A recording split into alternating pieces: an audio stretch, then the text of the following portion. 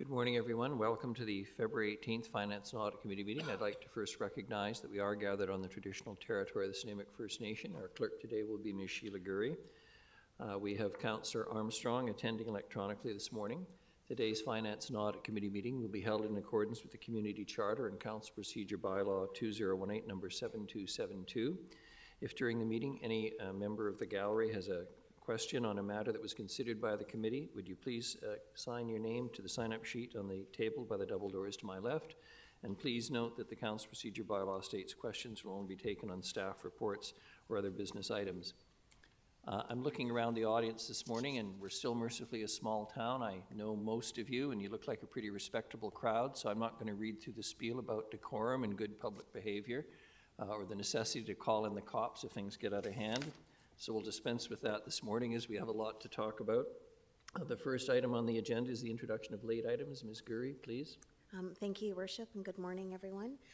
For late items, we have Agenda Item 7A, Development Cost Charge DCC and Amenity Cost Charge ACC phasing opportunities. Just an update to the delegation from John Hankins, Chief Executive Officer, Mid-Island Business Initiative, a change to Carl Binder, member, and Bob Moss, member of Mid-Island Business Initiative. And that's it, Your Worship. Thank you very much. Motion for adoption of the agenda is amended. Moved Councillor Eastmere, seconded Councillor Hemmons. All those in favour? Any opposed? None. Motion carries.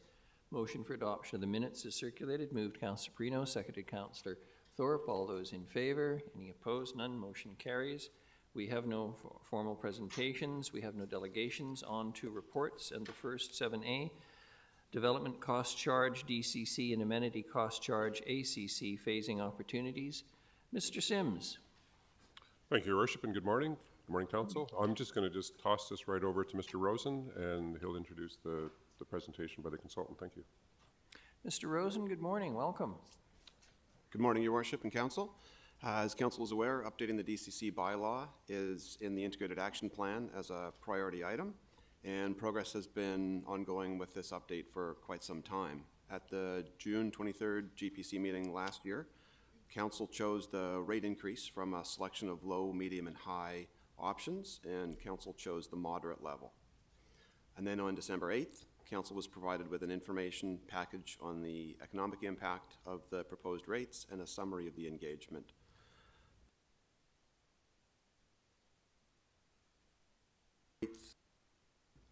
Council expressed an interest in and in front of you today provides some options for Council in phasing in those rates.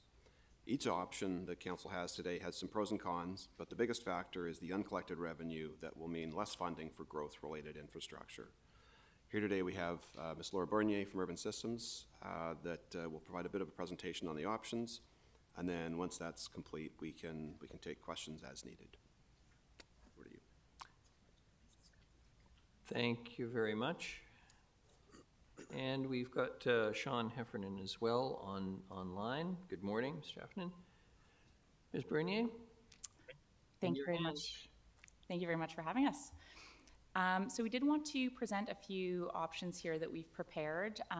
We're happy to also take any questions. There's obviously many ways to introduce these programs, and we've investigated a few different opportunities to phase in some of these programs. So we wanted to provide a quick project update here and then some of the program options for the committee's consideration, as well as just keeping as much time open for discussion and questions at the end. So we'll keep our update relatively short here. Essentially, we wanted to provide an outline of where we're at today, which we've created this program. A lot of technical inputs have gone in and been created with staff to develop out these programs. We've heard from the developer and stakeholder community groups as well, and as Mr. Rosen mentioned, provided some of that feedback. So now we're really looking to kind of solidify a path forward towards what bylaw we would seek to prepare and have adopted by Council before going to ministry approval. So a few considerations before we present the options that we've prepared. So gradually introducing the DCC program allows for a little bit more of a phased-in approach, and it allows developers to get a little bit more accustomed to some of the new rates as these are being phased in. And so that's really the key to the options that we've prepared today.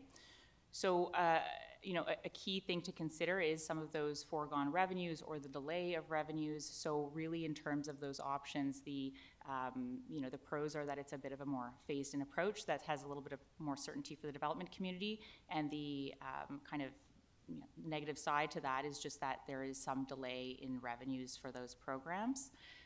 In the way that we've presented the options today, it would really be about deferring the programs and deferring the bylaw adoption on those. So there's no need to make up any foregone revenue with the way that we've proposed these. However, in different opportunities, that could be a key consideration for the committee to think about.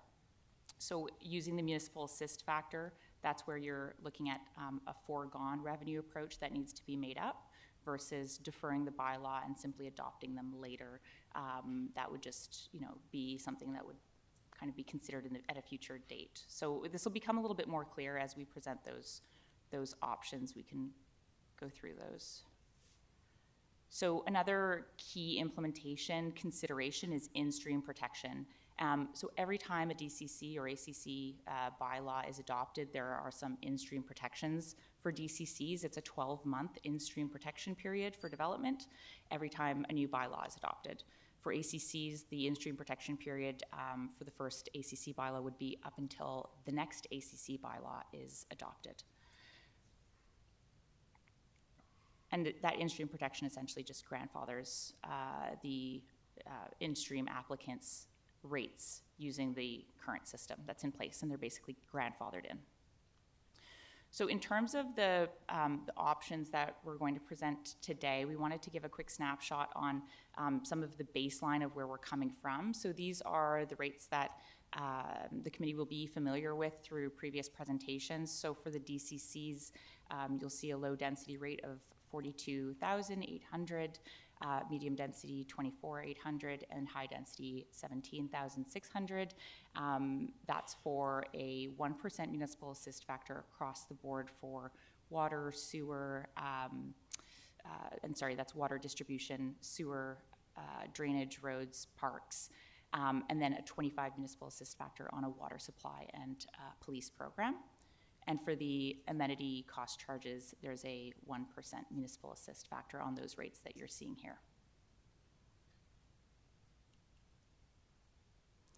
Oh, and maybe just to note here, these do not include the local area transportation DCC required for the southern Nanaimo area. So these would just be the citywide rates. So a quick summary of some of the options for consideration today, and we'll dive deeper into option 1, which is the recommended option, is to create separate bylaws for some of the programs, specifically the newer programs. So fire and police and the ACCs, which would be a separate bylaw anyways, and to consider deferring the implementation of those fire and police bylaws until 2027, until that date, and then deferring an ACC bylaw to 2028. And that would just allow a little bit more time on some of those rates.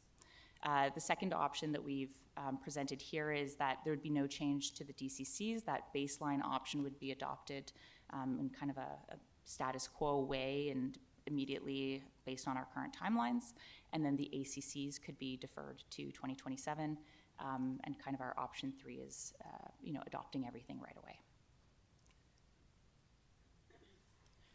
So just some context here on that first option. So deferring those bylaws essentially creates some additional in-stream protection. So we've just noted the dates of that in-stream protection on the slide here.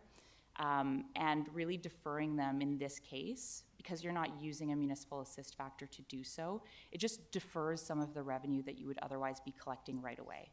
So it doesn't require you to make up those funds. However, it does just create a delayed cash flow from the DCCs, and so you'd be collecting less revenues and accumulating those reserves less quickly.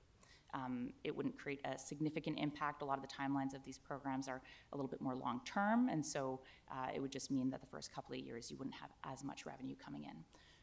So we wanted to note just the cash flow implications on an annual basis. So you'll see here every year that the ACC program is delayed, there's a loss of $2.3 million in revenue per year. For fire, it's $890,000 per year, and for police, it's $2,400,000 per year.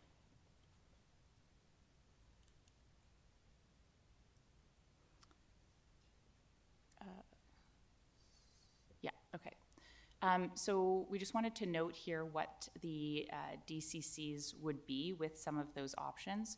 So here you'll see that comparison for the DCCs for all programs that I showed earlier, and then the DCC without the inclusion of fire and police in the kind of middle yellow column there. We've also just noted the percent change impact that would have on the rates.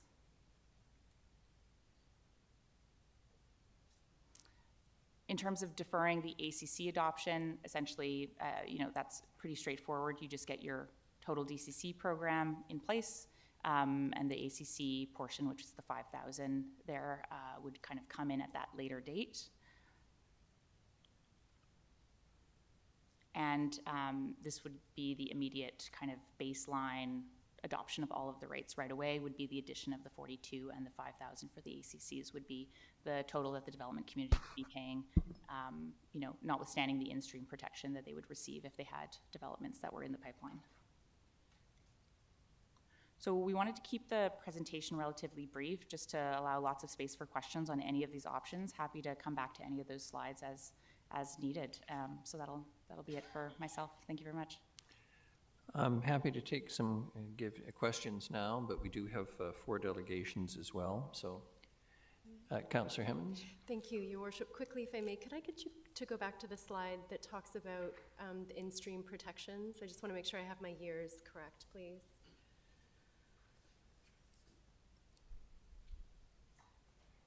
Sorry, it was not that slide. It was, if it's implemented today, it will come into effect in 2027 and the 2028 projects. There, that's the one, thank you. Okay, so DCC bylaw adoption 2027, that's as if we adopt it today.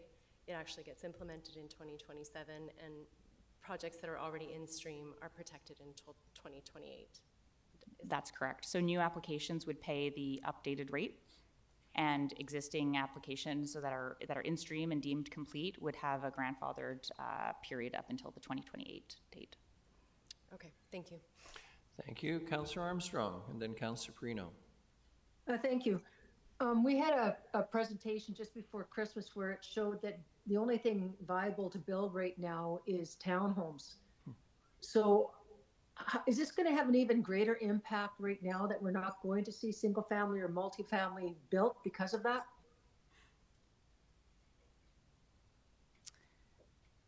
Thanks for the question. So essentially what this would allow for is a reduced rate to reduce the impact on those types of use. I'm not sure if I'm understanding the question correctly.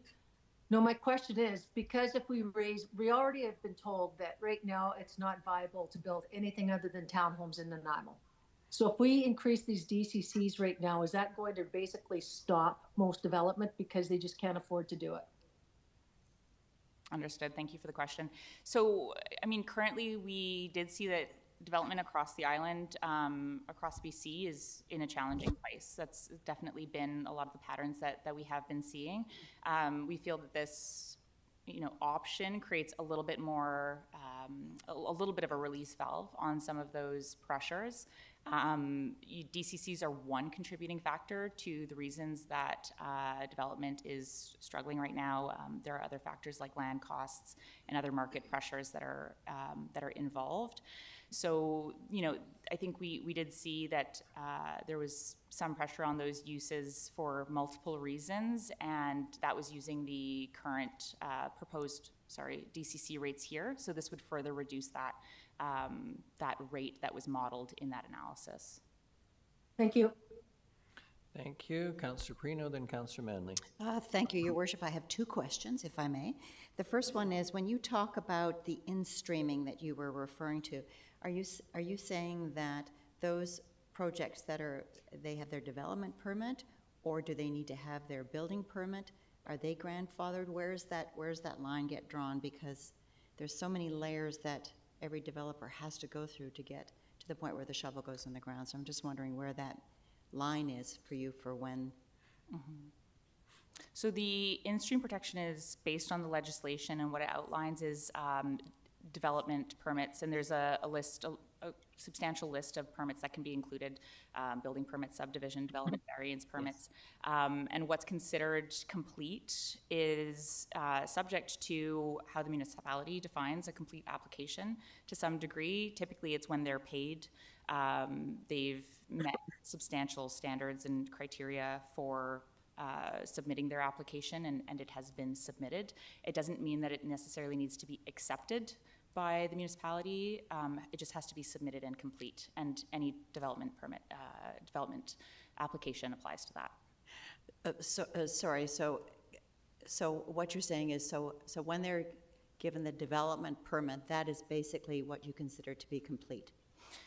When they have applied for the development permit. They need to apply, they A need complete to, application that is submitted for their development permit. okay, so they will, all those that are before that, or maybe after that, they are grandfathers, is that correct? Correct. Okay, thank you. And then my next question is, do you foresee that this will stall actually housing development, and how will it affect our community? Do you have just a professional opinion on how much lower this will take development because of the changes, or do you? I realize that's a very difficult question. I'm just looking for an opinion. It is a difficult question to forecast how it will exactly impact development. I think it does depend on how much developers have in hand right now that was bought at a different rate, and the viability of many developments across the city. I think we did see that there was, a relatively kind of incremental decrease in profitability from the resulting rates. However, that these were very much in line with where, the percentage of contributing infrastructure costs that have been present in the past. I believe it was 4% of the value of a home, for instance, that has kept constant. However, the market has definitely changed in terms of the price of homes and land values. So it does look, it's a much bigger number. As a percentage, it's about equivalent to what has been kind of seen in the past through other DCC updates. Maybe I'll turn it over to Mr. Heffernan, who's online here, who has quite a lot of experience with the economic assessment and market factors. Yeah, thanks, Laura. Yeah, just to add to Laura's point and build on it there, it's important to understand that development fees and charges represent, one small portion of an overall development pro forma. When we look at the actual challenges the development industry is facing right now, it's largely based on, some pretty significant increases in construction costs, significant increases in labor costs, as well as financing and other things as well, and stagnant land costs and lower demand. So all these factors play into like a weaker market for housing, and essentially the increase in DCCs, though having an impact, is one small portion of that. And I think as we explored in the previous presentation, it's kind of like a 1 to 3% impact when we look at this, which is very typical for DCCs to kind of be in that 1 to 3% range of kind of an overall project cost. So it's important when reflecting on this to understand this is a moment in time. The market is having a challenging moment. There's the in-stream protection, and DCCs are not set in stone. They're things that can be adjusted, and in this case, there's options to kind of phase it in to recognize that the developed market is challenged at the moment, and you can kind of phase in that impact as well too. So again, kind of also noting these are not new charges. These are increases to existing charges as well. So DCCs are already things that are factored into these performance, and the increases too, again, have that kind of overall, I guess, smaller impact on the overall development performance. And I think this is the opportunity to say, yeah, we can kind of reduce that impact a little bit as a bit of a release valve, recognizing it's a moment in time and that the market may shift in the next few years to come. And of course, you can adjust the program at that time again if needed, if things change and you feel there's a need to correct that. Thank you so much. Thank you. Thank you. Councillor Manley, please. Thank you, Your Worship. I have a couple of questions as well. I know that the last time we did a DCC upgrade was 8 years ago in 2018. I'm not sure when we've done one before. This is an incredible leap. It's like triple the existing DCC rates. And I'm curious, one, maybe staff can tell me later, when was the previous increase? But have you seen municipalities, when I'm thinking about a phased increase or incremental increase, I'm thinking, you know, this much over 2 years and this much over 4 years or this much over 6 years, rather than waiting 8 years and doing a big leap. If the DCC rate falls somewhere between 1% and 3% of the cost of a development, why do we not have incremental increases over years rather than doing this in a huge chunk? And do other municipalities do that? Do they have a process where they do incremental increases over the years, you know, so that developers have some basic understanding that in 2 years it's going to go up so much, in another 2 years it's going to go up so much, or it's going to follow a percentage of what an average development would cost? Happy to maybe take the second part of the question, and maybe staff can answer on the DCC bylaw previous to that. I'm not sure if you know that on hand. The previous DCC bylaw was almost 10 years before 2018, so it had a really long delay to have that update as well. Mm-hmm. Part of the challenge is it's quite complex to update a DCC bylaw. We started this particular update about 2 years ago. It's quite a substantial piece of work. Now, I'm not sure if Ms. Bernier was going to mention this, but there is an opportunity in the legislation to allow for CPI updates annually. So we can adjust the rates based on consumer price index without getting the province to approve a revised bylaw. So we have not done that in the past. In hindsight, we absolutely should have. Yeah. Part of the reason the rates are so much higher now than in 2018 is because it captures that intense inflation we saw through post-COVID. And, you know, we saw the cost of our routine water main replacements essentially double over a few years. And so that's now baked into these new rates, plus the additional categories that the province allows for with police and fire, which weren't previously baked into the rates. Right. So one of the options we're looking at for the next touch point with council is we could seek some direction from council to do these annual CPI updates to the DCC bylaw. Yeah, I think that would make a lot of sense, to have more of an incremental increase rather than these huge leaps over 10 years and 8 years. And we have seen tremendous inflation just in that period. I don't know if you have something you want to add to that. Yeah, thank you for the comment and the question. I think that it's worth noting labor costs, construction costs, inflation all increased dramatically in that time. So as much as the DCCs have increased, the price of delivering infrastructure has also increased very greatly in the same amount of time. And so these rates do reflect that too. The CPI index is, you know, it's a great tool to keep them as up to date as possible. You know, and it may keep closer up to date with some of those rising costs in the future. In terms of the past 8 years that we've seen, CPI has not met the need of the increasing costs that have been seen over that time. CPI just cannot keep up with the same rises in costs that we've been seeing. So they are a tool and a proxy. However, CPI takes into account all of the consumer price goods across the country rather than some of the, you know, more fast-paced cost in construction and labor costs rises that we've seen. There are other mechanisms as well to phase in the DCCs that were explored, and the DCCs and ACCs that were explored through the process. There's also a municipal assist factor phase-in approach that's outlined by the province in the best practice guide that can be used. Which was explored. It does create some additional administrative burden, and the challenge with that is that it creates a foregone revenue difference that has to be made up through non-DCC revenues. So it does result in a tax. It would result ultimately in the need for a tax increase to make up those foregone revenues. That's most typically how it's made up.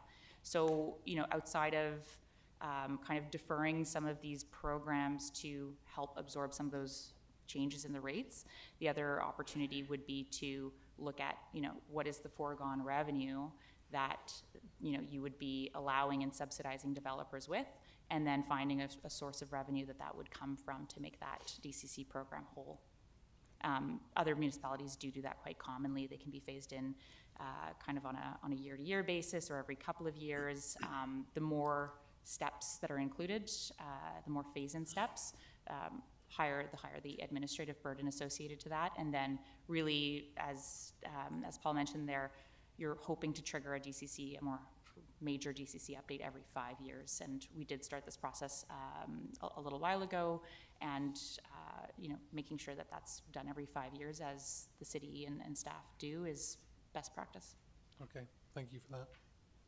Thank you, Councillor Manley. Before I go to Councillor Armstrong and Gesselbrock, as many of you have heard me say from time to time when I'm responding to disgruntled folks about tax increases, I remind everybody we don't buy a lot of groceries at City Hall, but we do tend to directly, indirectly buy a lot of steel and concrete. And the point made about the CPI, although it appeals, I think, to the common logic, has been pointed out by Bernie, not the most satisfactory way of trying to do something that's fair and predictable for the industry.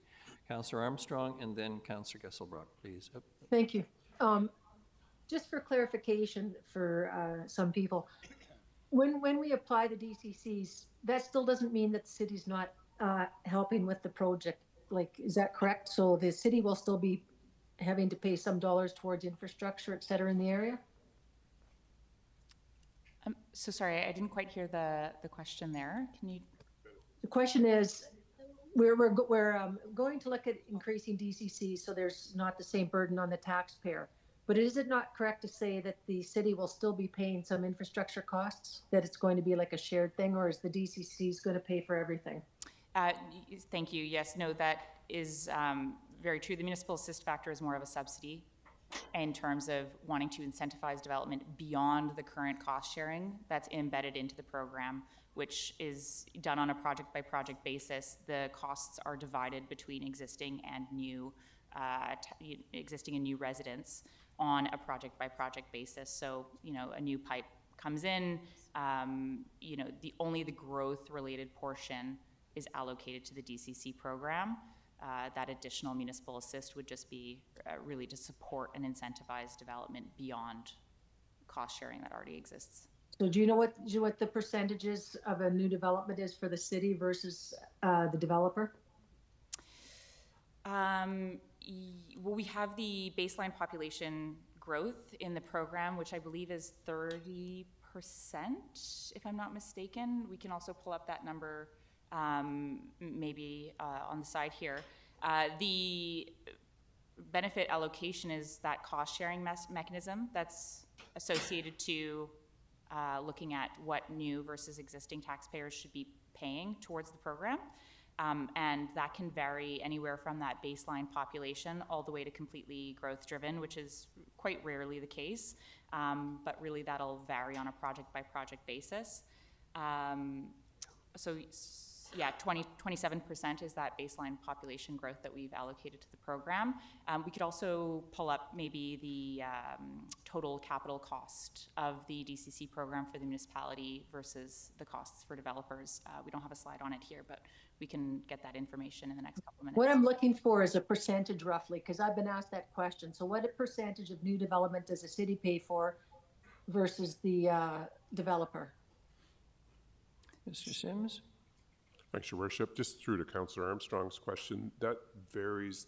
We have a number of projects that make up the total value of the DCC, and the benefit to existing, like the benefit to the existing residents varies depending on I'll just use a simple example of a sewer. If a sewer needs to be replaced with a double the size sewer, benefit to existing is half the size, and the development community pays for the other half of the upside. So that's on a very simplistic level, but that's analyzed project by project by project. So it wouldn't necessarily be 10%, 60%.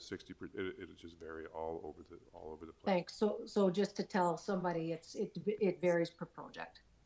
Correct. Thank you. And Your Worship, if I may, I'd just like to note that the PowerPoint that was in the agenda was slightly different than PowerPoint that Ms. Bernier presented, and slide 6 in front of you here is as in the agenda, and it reflects option 1 in the report. So, so going from the existing DCCs of low-density residential, which frankly we don't see much of anymore anyhow, rather than the 48,000 that was selected last summer as the medium option, the proposed option to phase it in would see at 35.5 or 35.7, and so on down the line. So still a substantial amount acknowledged, but as I say, with low density, we don't see quite as much. And medium density and high density, it's not as significant of an increase. So that's one thing, just to put that into perspective. The other piece that I wouldn't mind that I've been thinking a lot about lately is that on sewer, I'm just going to pick on sewer because it's such an obvious one. Back in the 1990s, we had to put a moratorium on future growth, future connections in one of our catchments, the Millstone Trunk, because we didn't have enough capacity in that time, the 25-year-old trunk sewer that was installed because of the large pressures on growth. In the 1990s, we had a bit of a holiday from all of those lovely infrastructure dollars that the feds gave us, and that allowed many communities across the country to develop quite substantially. Similarly, in the last 20 years, since the 90s, or 30 years, I'm sorry,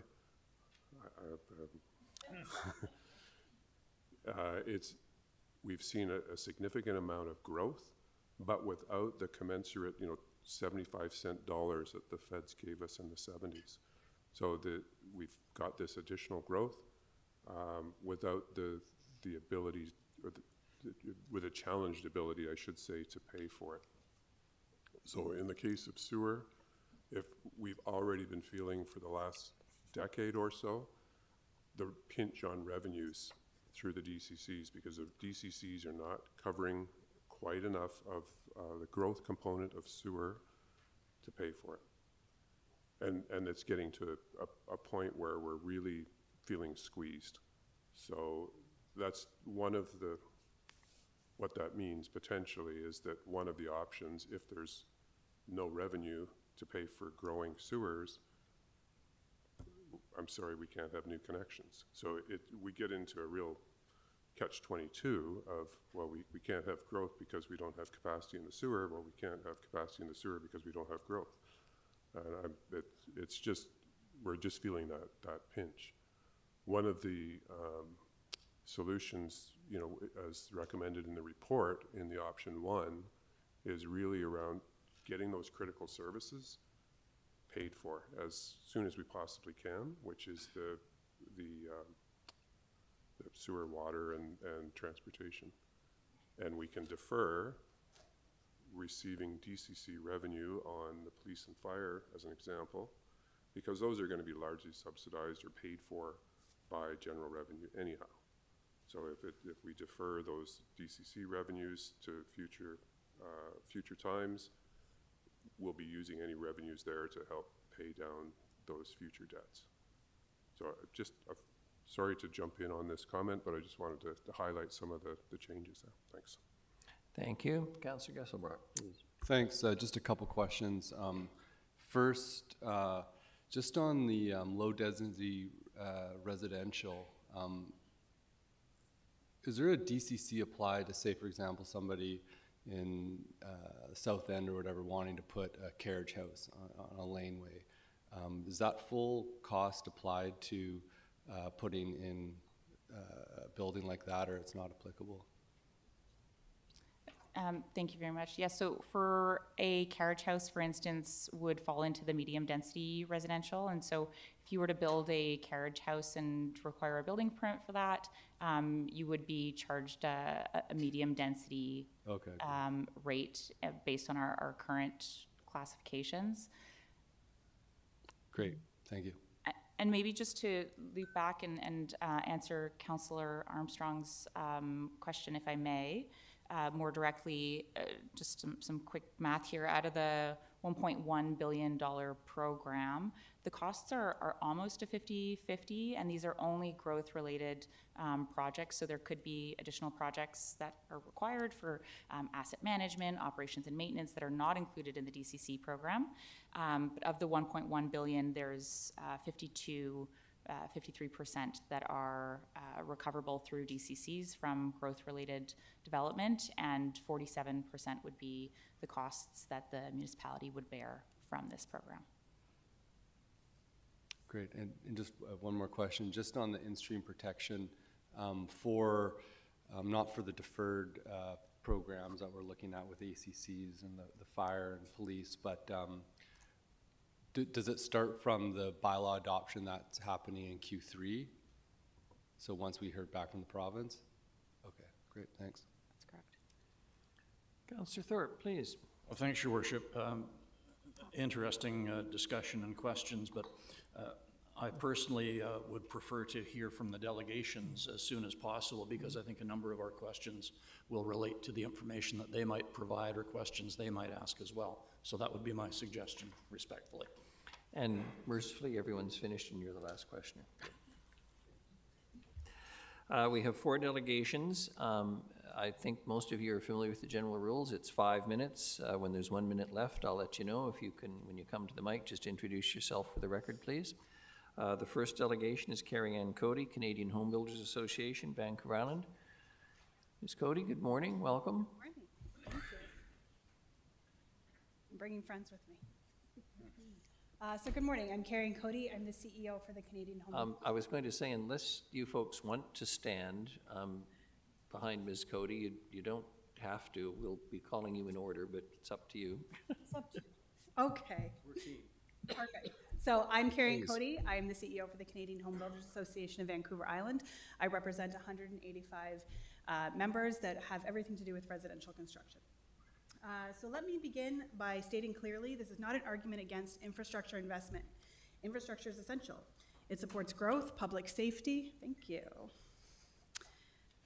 livability, and long-term economic stability. What we are asking Council to consider today is sequencing and risk management. Nanaimo operates in a capital-constrained environment. We've heard this. Infrastructure expansion is funded largely through growth-generated revenue. That means DCC revenue depends entirely on projects proceeding. When projects slow, DCC collection slows. When projects do not proceed, DCC revenue does not materialize. That is not theoretical, it is structural. We are currently seeking measurable market contraction. Independent data from Zonda shows a significant decline in completed inventory across product types. Single-family supply is at historic lows. Building permit activity is declining due to pro forma pressure and reduced buyer confidence. This is not a growth surge environment, it is a slowdown environment. I'm having conversations daily with members. I am having conversations daily with members that are in layoff positions. In a contraction environment, increasing DCCs and ACCs does not simply increase revenue, it increases the probability that projects stall, are deferred, or are canceled. When that happens, fewer permits are issued, fewer homes are built, fewer DCCs are collected, infrastructure obligations remain, and when projected growth revenues do not materialize, the financial burden shifts towards existing taxpayers. That is the risk before Council. There's another important dynamic at play, project viability, at a highly sensitive to both cost and time. Even moderate fee increases can render projects unviable when combined with multi-year approval timelines. Cost pressures and time delay compounded with one another. When approximately 1/3 of the cost of housing is government-related, municipal decisions directly influence whether housing moves forward. DCCs and ACCs cannot be evaluated in isolation from system performance. If approval timelines remain lengthy and unpredictable, layering additional costs into the system compounds risk. If timelines improve and certainty increases, the system can better absorb cost. That is why our request today is balanced and pragmatic. We respectfully ask Council to first choose to minimize increases DCCs and ACCs in the current market environment and consider phasing any increases over time. Phasing protects infrastructure funding by protecting project viability. It allows the city to maintain forward momentum without destabilizing the housing pipeline. We heard earlier today about the projection of in-stream. We didn't hear about the pre-stream, and that's the ones we're talking about not coming online. I'll give you a few more seconds, but I think you're behind in your slides here. Oh, let's just keep moving them then. So if council aligns cost increases with improved approval of performance, you create a system that protects infrastructure delivery, protects taxpayers, supports housing supply, and restores confidence in development pipeline. This is not about choosing between infrastructure and housing. It is about ensuring the system is structured so that both can be delivered. Minimize and phase fee increases, improve and accelerate approvals, protect the revenue and engine and funds infrastructure. Stability and performance together will produce better long-term results than escalation and a contraction cycle. Thank you for your consideration. I talked really fast. I didn't think I'd make the 5 minutes. I had a lot of paper. Thank you. You've got a minute and 44 seconds left. So council has some questions. Councillor Hemmings, please. Thank you, Your Worship, and thank you, Ms. Cody, for being here. I'm curious about the pre-streaming. So right now we're hearing from staff, if this gets adopted in Q3, projects that are currently have a complete application in stream will be protected until 2028. But clearly there are projects in this pre-stream phase. How long is that process? And sorry, I'll let you answer that piece. Yeah, so and that's the piece that's so concerning, I think, to our members right now. So all the construction that you see that is happening was planned 2 years ago. Yeah. So there's not a lot of coming online right now at all because there is such an uncertain environment. There's uncertain from a myriad of perspectives, but the DCCs directly impact that uncertainty. So in terms of like the when, I think 2 years. Like we're 2 years. Anything that's being planned right now, we're not going to see online for another 2 years. Thank you. That was the answer I was looking for. Appreciate that. Councillor Perino, please. Thank you, Your Worship. And similar to Councillor Hemmings' questions, so you're saying from start to finish, how long does a project generally take to get construction, get the shovel in the ground, so to speak? What are you seeing? It would be project by project, like depending on the all sorts of myriad factors. But Okay. I think you're seeing it's a 2-year cycle from when project conversations start happening to when we're seeing shovels in the ground. Okay, so when you hear the comments about those projects being grandfathered because they're well into the, is that favorable for you? Do you see that as a positive? I wondered your feelings on that. I think it does, but I would add more time to it. Okay. If that makes sense. So I understand, and it makes complete sense to grandfather the in-stream, but for what we're seeing right now, like we are it's a really, it's not a good environment right now. Okay. Okay, that's helpful. Thank you. Thank you very much. Appreciate the presentation. Just remember, everybody has 5 minutes, so pace yourselves. Jason Yoakum, Chief Executive Officer, Van Cortlandt Real Estate Board. Please, good morning. Good morning. Thank you, Your Worship and councillors, for the opportunity to present to you on behalf of the Vancouver Island Real Estate Board. We represent nearly 1,200 realtors north of the Malahat and about 430 realtors in the city of Nanaimo. Our total transactions in 2025 were 7,261.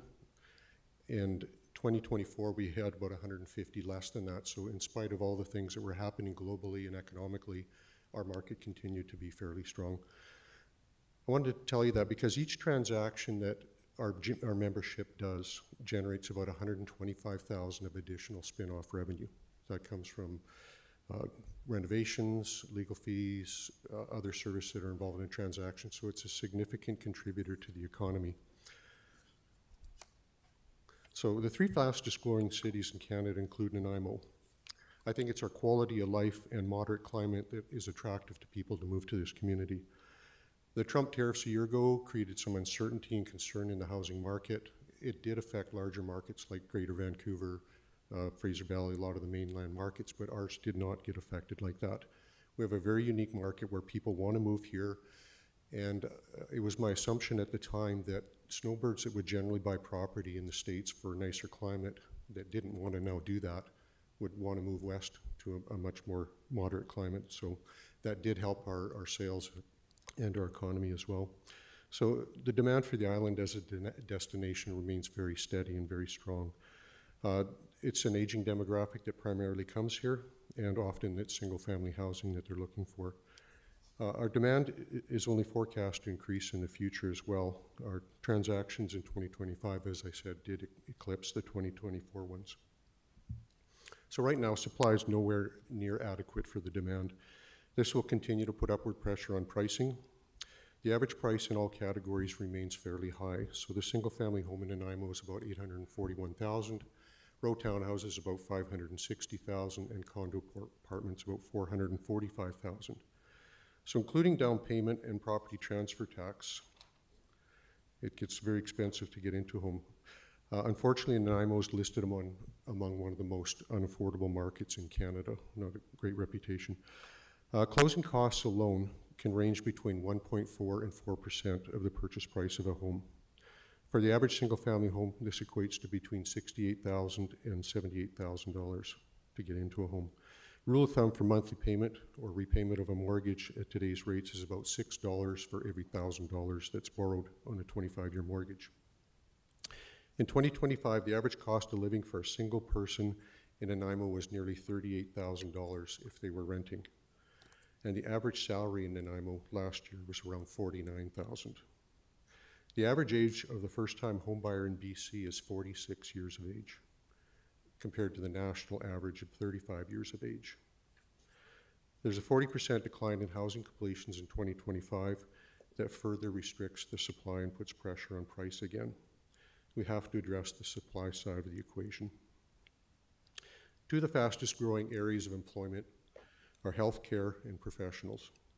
These professionals that are moving to the island, and specifically Nanaimo, will be looking for that single-family type of residence. Developers are abandoning single-family housing as they are no longer profitable for them. Of note, construction jobs, we can see a decline in construction numbers as well for employment. It's important that we have affordable housing as well for those that will build the housing that we need in the future. The shortage of housing is across the continuum, but most notable in that single-family sector. Housing needs to be affordable for trades to meet the demand for housing. Developers and investors will invest in markets that have the highest return on investment, and there's many factors contributing to the cost. 1 minute. Which I refer to as the death by 1,000 cuts. Increased development costs and delays from approval timelines go directly to the cost, which is eventually passed on to the consumer. Where uncertainty is too high, developers will not take those risks. Uncertainty impacts financing and project viability. And they will never invest in markets where they will invest in markets where there is certainty, and some of those markets might exist on the island here as well. So faster timelines, I believe, are achievable. Other BC cities are demonstrating those improvements in turnaround times, and it can be achieved by process redesign and efficiencies. Also, increasing staffing is not always the solution. Greater efficiency can be achieved by a review of existing processes, leverage through technology, and updating systems. So faster approval timelines lead to faster completions and earlier realization of taxes. And we need greater supply. That's it. Thank you. Thank you very much. Questions for the delegation? Joachim, I'm very intrigued by the your statement. 46 is the average age in BC, and it's 35 across the country. Correct. First-time home buyer. That is correct. Has that been fairly consistent over the last decade or two? Can you answer that question, or is this a more modern phenomena? I think since COVID, it's probably pushed that number up, and as the housing costs have gone up, yeah. Interesting. In order, Councillors Manley, Eastmere, and Thorpe, please. Thank you, Your Worship. And this may be a question for other delegates as well, but I've seen in the presentations and in the documentation from the Mid-Island Business Association, the faster approval process. And so I'm wondering about the details of that, and I'm not sure if you're the right person to provide that information, or whether I should be asking another delegate, because I am interested in getting, sort of a finer line on what the city could be doing. I know we have this private members bill from MLA Anderson, and there's some ground in between is what I'm kind of getting from what I've read. But maybe you can let me know what those details look like. Sure. There's probably a number of things that can be looked at to speed up those timelines. And I think it's just a matter of will and wanting to address those issues, and probably Carl will speak more to specifics on what steps can be taken to improve those timelines. Okay. I'll wait here. Thanks. Thank you. Councillor Eastrom, please.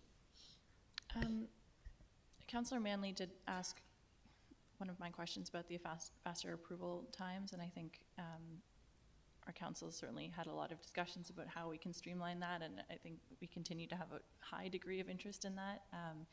And often we get told that that it has to do with staffing issues, and like it's hard to attract people, and we've worked on staffing up so that we are in a position to do that. But I'm really interested in any initiatives we can support to make that happen. With the higher age of people who are purchasing homes for the first time, do you think that part of that can be accounted for the fact that the island and Nanaimo is sort of like a retirement destination? Like we tend to have an older population. Is that potentially skewing that number a little bit higher? I don't think so, because that's the average age of a first-time homebuyer. And generally, the elderly population that's moving to the island, financing isn't a factor for them. They're typically paying cash and getting into the home that way. Okay, that's question. helpful. Yeah, thank you. Thanks for your delegation. Oh, thank you. And just to be clear, I understood you to say 46 was the average age in British Columbia. British Columbia, yes. Yep. Councillor Thorpe, please. Thank you, Your Worship.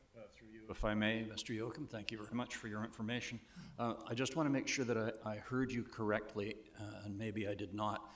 Did you say that Nanaimo is one of the most unaffordable markets for home consumers to enter into? Yes, it's in the top 20 of the most unaffordable in Canada. That's correct. In the province, is that correct? In Canada. In Canada? Yep. That frankly surprises me, but I wanted to make sure I heard you correctly. Mm-hmm. Thank you. Thank you. Not seeing any further questions, Mr. Yoakum. Thank you very much for coming this morning. The next is Carl Binder, member, and Bob Moss, member, Mid-Island Business Initiative. Gentlemen, good morning. Welcome. Good morning. Thank you, Mayor and Council, for allowing me to present on behalf of MIBI. My name is Carl Binder. I am a developer in this area. My industry partners already brought up a lot of things, so hopefully I am not doubling up. For those that attended the CHBA Outlook, Councilor Perino, Mayor, thank you very much. I think the common theme there was uncertainty. Uncertainty is the #1 driving factor. You can see a ton of things that are out of our control. We don't control these things, unfortunately. All we can do is live with them. You can see the general trend. Obviously, it's declining our housing. The delivery is slowing. The old adage of supply and demand, it does remain true. If we don't fix this issue, then we will have a larger crisis, 2027 and beyond, than we currently have. There are certain things that we can control, though, with this at a municipal level. Productivity, I think, is #1. Like, we look at a few examples, and I'm just going to bring up some things that I'm working on right now. Jordan Avenue is a development permit that I applied for October 27th. We were able to get to the design panel on December 11th, so we thought that was pretty good. This was a project that was already approved for development permit and building permit in as late as 2023. So we didn't change any of the offsites. We tried to streamline through the approval. We got an email from the planner last week that let us know, unfortunately, there are 10 to 12 development permit files ahead of you in the queue, and it's going to be quite a few more months before we can even get you a comprehensive letter. That's 7 months before we can get a comprehensive letter. Not a development permit, a letter. Even with the loaves and fishes, it took us 7 months to get a development permit, and that was a not-for-profit food bank here. It's getting slower, maybe 10 months to get a development permit. The email also confirms that the city of Nanaimo right now is putting 3 comprehensive letters out a month. That's it. That's our productivity rate. Let's look at BPs. We're 12 months right now for building permits. 12 months.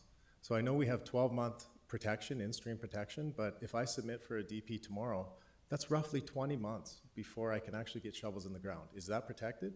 What about rezoning? We're talking 36 months if I throw in the rezoning. Is that protected? 12 months is what I understand.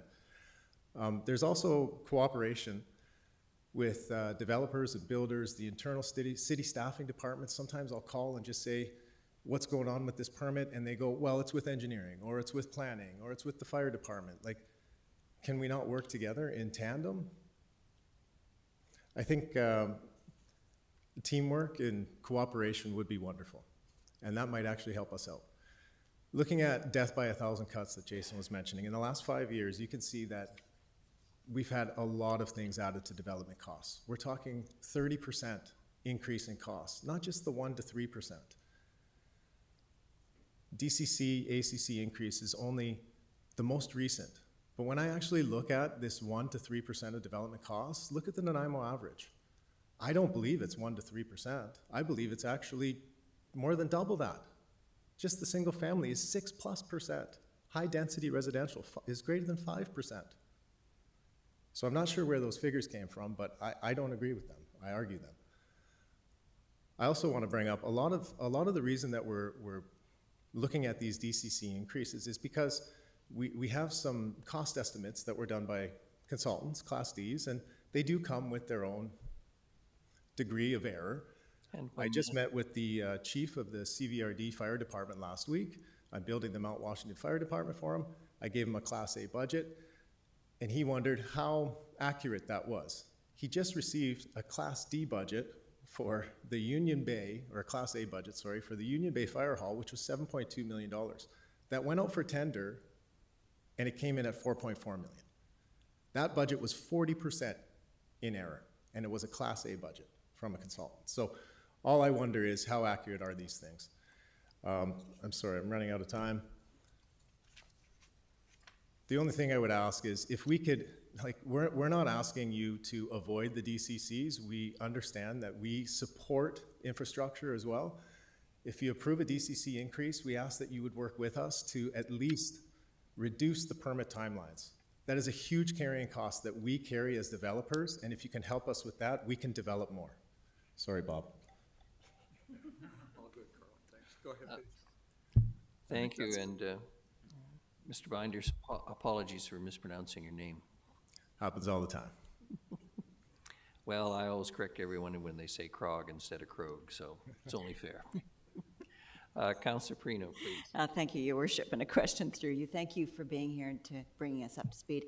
I just wanted to reconfirm that when you were talking about the slowness of the planning that you have to go through as a developer, the DP was where you were at this stage, and then you were told that you still have several months to wait, so you're nowhere near your building permit. That was your development permit. Nowhere near the building permit, correct. Yeah. So once you get the building permit, how long after that do you start actual construction? Once we get the building permit, well, if we plan accordingly, the next week. So that's the key, that we have to reduce that timeline right from, yeah, okay. It comes down to the waiting process of the review of the rezoning, the review of the development permit, Yeah. and the review of the building permit. And as long as we're working with staff, then we can at least plan for these things to get the shovels in the ground the following week. We still have to go to tender, we have to prove our budgets, we have to make sure the pro forma actually Yes. costs out. But when it comes down to it, yes, we can get into the ground right after that building permit is received. Thank you so much. Just what I needed to know. Thank you. Thank you, Councillor Armstrong and Councillor Hemmons, please. Thank you. In your last slide, you talked the permanent delays in NAMA are driven by process design. Could you expand on that a bit? And I've heard from other developers that go into the design panel can add 6 to 7 months onto a time. Can you expand on that as well, please? Sure. I guess when I look at my last point there, I develop all over Vancouver Island. And to be honest, the last 4+ years, I've been developing in Parksville, I've been developing in Qualicum, I've been developing in Campbell River. Why? Because barrier of less resistance. I know that I can get a rezoning done, and I did get a rezoning done in Parksville in under 12 months. If you're at the CHBA Outlook, you saw that in Calgary, you can get rezoning and shovels in the ground in 6 months. And it's around 3 years here. So that's a process issue. It's not a staffing issue. It's something is going on with the process. When I can drive 20 minutes north on the highway and I can get a rezoning and shovels in the ground in a third of the time, then we have a process that we need to scrutinize. So just to follow up, then one of your main concerns isn't so much about the DCs, it's just adding to it. But the bigger issue for you, if I'm hearing correctly, is our process. I think the DCCs, like we as a development community understand that we have to fund infrastructure. We need that infrastructure to help our growth as well and to continue to develop and provide housing in commercial and industrial. When it comes down to it, I guess it's that death by 1,000 cuts. If you can help us to reduce some of the costs in the pro forma, and one of them is the carrying costs that we are paying these financial institutions, that will help the pro forma. Thank you. Thank you. Councillor Hemmons, please. Thank you, Your Worship. Following on Councillor Armstrong's question, we are undertaking a review with Nielsen Strategies to look at permit times, and I'm hearing you and your number of your colleagues and folks I've spoken to talk about permit times being the really kind of juggernaut. DCC's increases may be palatable if we could guarantee a permit time. Have you been consulted as part of that, that review? No, unfortunately. Okay. Okay, thank you. Not seeing any other questions. Mr. Binder, thank you very much. Much appreciate the attendance. The final delegation is Dean Strongatharm, Primex Investments Ltd. Can I sneak in just ahead of that, please? Thank you for your forbearance. So if I can summarize the presentations from the three previous speakers who are all involved in our local industry at the current time. You've heard that extended approval times and increased ECCs, ACCs are having a direct effect on housing and business activities in Nanaimo. So we must take action to change this direction for the benefit of our citizens. We do understand that enacting significant change in city processes is uncomfortable and involves risk, but without change, our citizens and our economy will fall further behind. Mr. Moss, I am indulging you because you're not a delegation this morning. I appreciate that, but I'm going to be one more minute if I can change the slide, that is. It seems to have already changed without me, so. So we basically have an ask for council. First of all, please choose to minimize the increase in DCCs and ACCs and perhaps phase in those increases. Number two, set new aggressive timelines for approval of rezoning and permits. And then direct and support staff to amend internal processes to achieve these new timelines. And each of the Home Builders Association, the Real Estate Board, and maybe stands ready to help council establish those new timelines and help with a process to implement. So thanks for fitting me in. That completes my comments. Thank you. Mr. Strongatharm, please. Thank you. With your forgiveness, before the 5 minutes starts, from the comment that the consultant made, subject only to the comment that was made by the previous person with respect to the timelines, the proposal option 1 may be okay, but in terms of how I've interpreted it, is different than what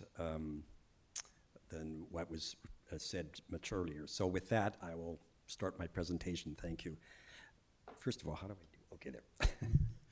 Mr. Chair, members of council, my name is Dean Strongatharm. I'm here on behalf of Primex, who has a property on Chapel Street, which you can see from the slide behind you, for more than 5 years, I should say, in the central part of downtown Nanaimo. I'm from Victoria. Primex has a very serious concern with respect to the proposed cost increases as a result of the ACC-DCC bylaw, which could well mean pulling the plug on the project. This is not meant to be a threat, rather it is simple financial reality that I don't think comes as any great surprise to members of council, having also seen the urban systems report with respect to the dichotomy between achieving viable housing projects and meeting housing need. About Primex. Primex is a Vancouver-based, primarily rental housing provider that has been building and managing projects throughout BC for more than 50 years. and are heavily invested in Nanaimo, as you can see on these slides. It is fair to say that their downtown Chapel Street project is a flagship project, and they are very dedicated to making it happen. As evidenced by, there are several folks in the audience today from Primex here demonstrating their concern, but also their commitment to the project. As you can see from this slide, the ACC-DCC bylaw is estimated for this project to increase the cost by approximately $1.56 million. It is also noted that with the proposed DCC increases, building permit fees, RDN DCCs, and other fees and charges, it represents about 6.7% of the total project costs and 23% of the soft costs. The point is, these new rates represent a significant new cost when margins are already terribly tight and debt coverage ratios become too risky to finance. Since purchasing the property, Primex has diligently worked its way through the rezoning, development permit, and building permit for this site. And throughout, financial performance were reviewed and value engineering undertaken. But in spite of cost savings achieved, it couldn't offset the rising construction project costs. Chapel Street project has been hit actually by a triple whammy. When the project was first started, there was no consideration for the proposed escalation in DCCs. ACCs were not even heard of, and there was a 10-year revitalization tax agreement available. Excluding land, Primex has sunk about $2 million in the project to date. Several months ago, the project was put on pause to look at additional cost savings and now includes building over top of the parkade. But even this makes the project, in terms of the project viability, project performance, wire thin. Further costs would be unbearable and would mean not proceeding. As I'm sure everyone understands, certainty is paramount in the development industry because the costs are so high and risks are so great. And in the case of Primex, how much they've already spent on the project. What is needed for Primex right now is sufficient time to go through the necessary process and have certainty of timelines to give the green light to proceed. It needs to know now what council's decisions will be with respect to the implementation of the DCC-ACC bylaw and having certain time to meet the conditions to be quite candid, to be exempt from the new rates. That is the sole objective. There are two key pieces of certainty that are needed to give the green lights, as I've just said. Number one, sufficient time to complete a new development permit drawings and submit before the adoption of the new DCC-ACC bylaw to meet what is defined as the precursor requirements. Second is time to go through the process and to be able to be issued a building permit, thus not triggering the new DCC-ACC rates. Subject to the comment that was made by the previous speaker with respect to timing and the time it takes to get a development permit and a building permit, part of the worry is specifically date setting. The large part of the development building process is out of the hands of the applicant, which is effectively what the previous speaker said. And so we're obviously very wary of that, and I'm aware of building permits, not even this jurisdiction, that have taken over a year to obtain. So to offer more specific guidelines to council, we would ask that the bylaw not be adopted at least until January the 1st, 2027. That allows for the precursor rate, or the precursor timeline, realize.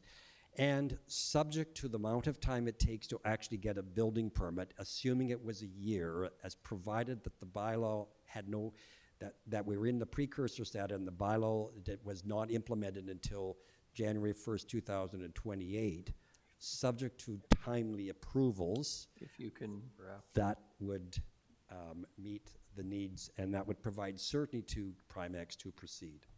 Thank you. Thank you. Councillor Armstrong, please. Thank you. Just building on that. So right now, the way I understand it, and I could be mistaken, is that we're not actually looking to start that till 2028. Would that is that your understanding? Subject to when the bylaw is adopted. to receive precursor status. So again, I'm not sure, as I understand it, through provincial legislation, once the bylaw is adopted, you've only got 1 year to get your building permit. So, and again, if it takes more than 12 months to get a building permit, then you're in a bit of a trouble. So there's sort of a couple, there's a couple of things that have to fall into place. So there's a provincial requirements for being an in-stream project, and you've only given 12 months from the date of adoption to the bylaw. That's one issue. And also with Primex, because they're going to have to redo the project and bring in new development permit plans, that they need to make sure that that's brought in and they have, as I say, they meet the precursor status. I'm not sure if I've answered that question clearly. I'll ask for clarification from staff after. Thank you. Thank you. Councillor Perino, then Councillor Gesselbach. Thank you, Your Worship, and if possible, 2 questions. Great to hear you. I'm just wanting you to let me know where you are, where you feel you are in the process. In other words, are you into the streaming where you would be grandfathered? No. As I say, Primex went all the way through rezoning, development permit, building permit.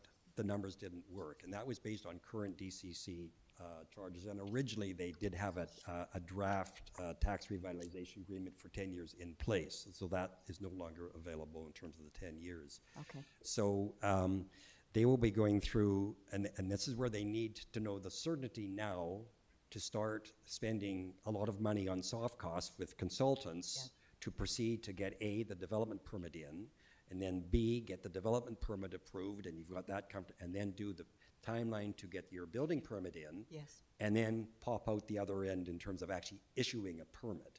Okay, so that's the dilemma, and I can speak on behalf of Primex, and I do lots of work for Primex, and that, you know, they definitely are committed to this project. Okay. But in terms of making corporate decisions and spending, you know, another $1 million on soft costs to get the project to the ready stage to start at minimum to start building permit, they need to know before they actually start and say, okay, check, let's go, that the timelines are structured so that they can, working diligently, can meet those timelines. So just very quickly, with the chapel project, you're looking at how much of an increase in DCCs and ACCs? The increase is 1.56 million is the estimate. Okay, thank you. Thank you. Thank you. Councillor Gesselbach, please. Thanks, Mayor. Through you, you know, I understand there's certainty that's needed around the building permitting timelines and that.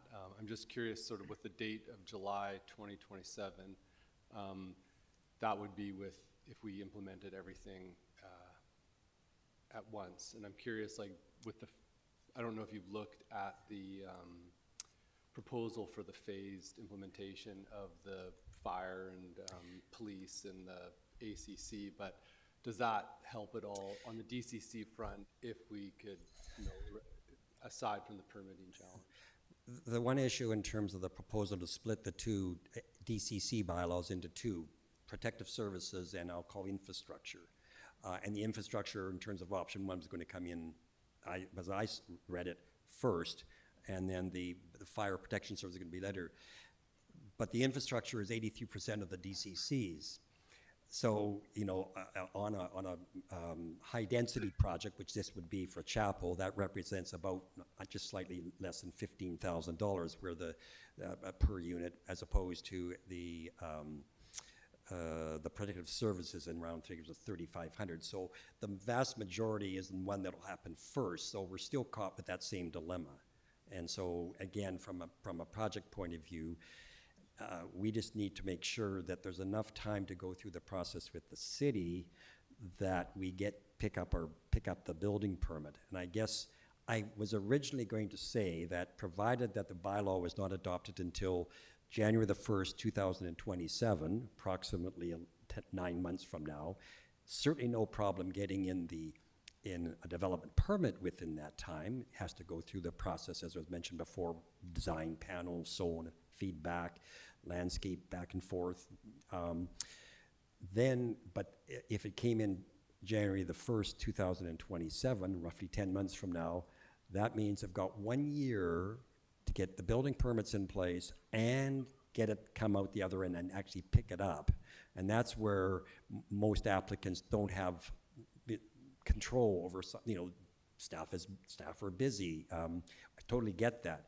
So I guess what I'm hearing again from the previous speaker, if I had my druthers on behalf of Primex, that the bylaw would not be implemented until mid-2027, which means I at least got until mid-2028 to pick up a building permit.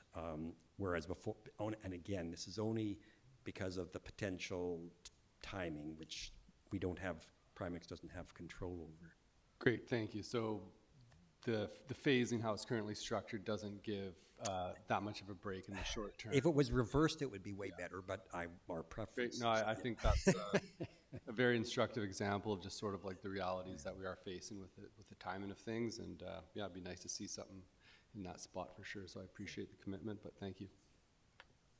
Thank you. I'm not seeing any further questions. Mr. Strong. Thank you very much. Thanks. Councillor Armstrong, you said you had a question for staff for clarification. Yes, I just need to understand, because I think I'm confused about what the timeline actually would be based on the last speaker, because I thought they would probably be grandfathered if they were in stream. So I guess I'm confused on the in stream, as such as Councillor Perino said earlier. I'm happy to clarify that. So in-stream protection is granted on complete submission of development permit applications, precursor applications.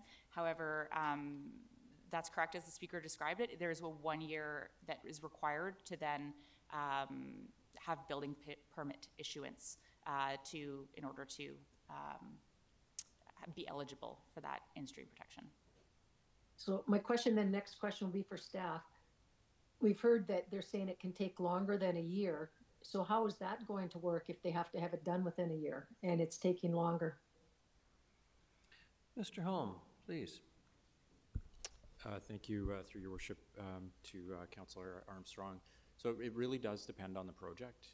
We have projects that move faster than that. We have some that move slower, and it's really dependent on the project. We've had success with some of the major projects. We're talking about major projects, complex projects. Under the Certified Professional Program, we've had permits issued substantially faster than that under that program.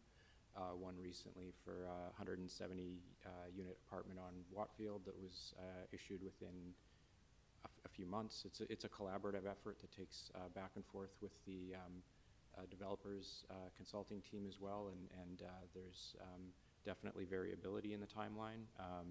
It's something that obviously if they were to use the certified professional stream, that would help significantly. There's a lot of preparation, and as the delegation referenced, there's a lot of costs and design work ahead of time on their team if they put in a complete submission and they've put in the effort. And in this case, it's a project, if we're specifically speaking about 77 Chapel, there's a lot of knowns here because a lot of knowns with respect to servicing, what the off-site works are going to look like. The site's been the subject of 3 development permits and 1 completed issued building permit previously in recent time. So there's a good likelihood of a fairly quick turnaround there, and a lot of that rides with the developer and their choices.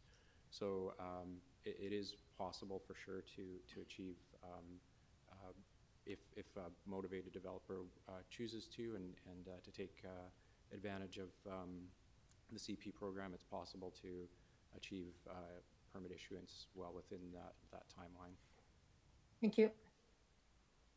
Thank you. Any further questions for staff? Anyone? There is a recommended motion, but I understand Councillor Hemmons, you wanted to. Yeah, thank you, Your Worship. I'd like to move the recommended motion with an amendment, if you'll allow me, and that is Section A of the recommendation. If I could have it pulled up so we could follow along.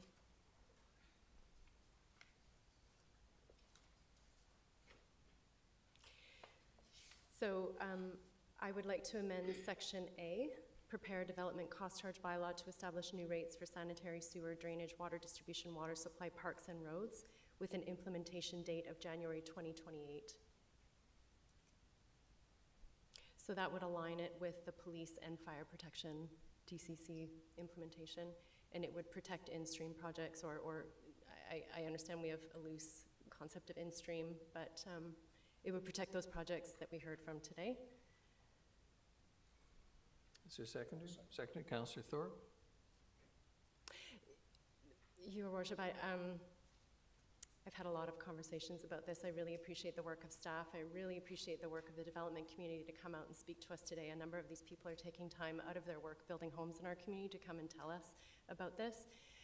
I hear the building permit time is a real challenge, and I'm expressing some concern that we have an engagement process designed to look at that permit, and we're not maybe consulting with all of the people who are here today.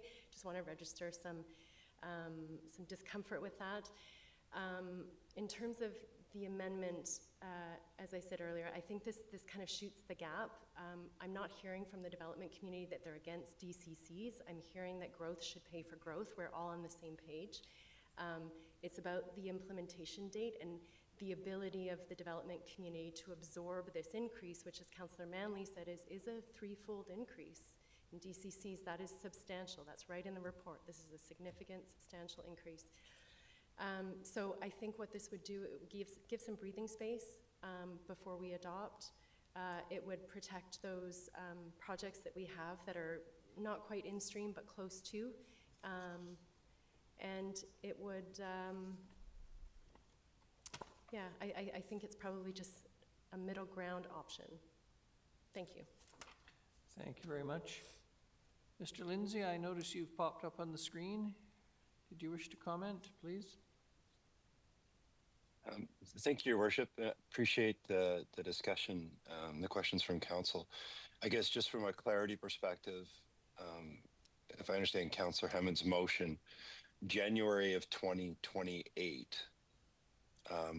whereas I've heard some of the earlier discussion about having sufficient time to have development permits in and in stream. If it was January, I just wanted to clarify that we're actually talking about January 2028, not January 2027. Because if it was January 2027 for adoption, that would still give anybody time from now until January of next year to make a development permit application. And then they would still have a year after that of which to obtain their building permit up until January of 2028. So I just want to make sure Council's clear about the impact of that date. That's all. Thank you. Councillor Evans?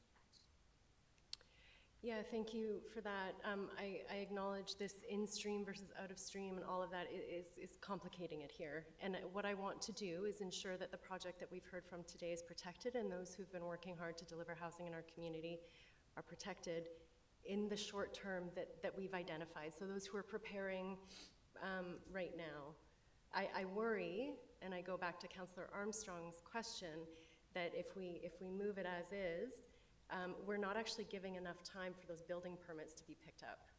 And I'm seeing some nodding heads, so I think I'm on the right track there. So, Your Worship, I've moved it to 2028. I'm hearing from Mr. Lindsay what I think I actually need is 2027. But I'm okay, I'm not gonna actually move that. I'm gonna stick with January 2028. Thank you. Thank you. Councillor Armstrong, then Councillor Gesselbrock. Thank you. I want to thank Councillor Hemmons for that because I agree with that. I think there's just too much uncertainty right now, and granted, yes, a year is going to hurt our pockets a little bit, but I think it's really important that we get this right. And for me, I was pretty confused, not so much now. And I think this could hopefully satisfy everybody's needs. Thank you. So I'll be voting in favor of the amendment. Thank you. Well, it's actually not an amendment. It is the the original motion, sir, or the motion. Thank you. Councillor Gesselbrock and Councillor Perino, please. Great. Thanks, Mayor, through you. You know, I think the need for DCCs is important, and I think that's something that I don't see any disagreements on. I think with the amendment, I'm not opposed to delaying the full implementation of it. I think that does provide a significant breathing room, and I think given the economic conditions that we're faced in, I think that would be very welcomed. I do think that it does put the cost, it does shift the costs onto, you know, current taxpayers a bit. And that does increase, you know, relate to tax increases, and I think it's really important to find that fairness. I think the real issue that I'm hearing is that it's around permitting times, and that's consistently being brought up, and I think that really does need to be addressed and have a conversation at council about. And I think before I think not addressing that, you know, we can push out the DCC and it will take some breathing room off, but I don't think it does address uncertainty. And I think we as a community face a housing challenge. Like, there's a lot of costs that are out of our control, just the cost of buildings escalated, the inflation of land, and we still have to face the fact that we do need to build 800 units of market housing a year to meet our BC housing. That's not even counting the non-market housing, which is like 500 units a year. And we're in trouble. If we don't have that housing, that means we don't have enough places for people to work. We can't fill spots in the city because people can't afford to live here. And that just further exacerbates problems. It relates to our homelessness issue, and we need to build these homes. And I think it is in the best interest of the city to figure out what is in our power to support making that 800 units a year happen. And right now, the way that things are headed, we're not there. It was hoped that the conversation reviewing our building permitting processes and the Nielsen report was going to come back in Q4, then it was going to come in January, and then it's been pushed out to March. And I think that these two issues, the DCC and permitting, are linked. And I think that it would be, before we push out the DCC for the basic infrastructure to 2028, which is sort of a bit arbitrary in the sense of choosing when that would happen, I think it would be in our best interest to defer making this decision until after we have the building permitting timeline conversation, where council can provide direction and hopefully provide a bit more certainty in that environment. And then come back and review this. And I'm definitely not opposed to pushing that infrastructure sewer a DCC out farther to where it makes sense. But I do think that first things first, we need to have that conversation. So I'm going to move to defer this decision till after we have the Governance and Priorities Committee discussion and report back on building permitting times. So I'd like to move that right now. And seconded, Councillor Eastmere. Do you wish to say anything further? Anyone wish to speak to this? Councillor Manley? Thank you, Your Worship. I support the deferral. I think that what we're hearing from the development community pretty clearly is that as the development timelines, the permitting process, the zoning is taking too long, and we need to speed that up. And I'm hoping that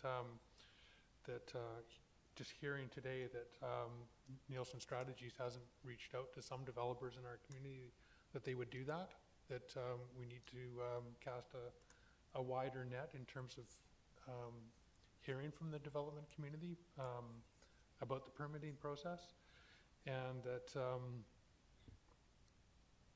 I'd like to hear that report and discuss that report before we move ahead with this. Thank you. Thank you. Anyone else on the deferral? Councillor Thorpe.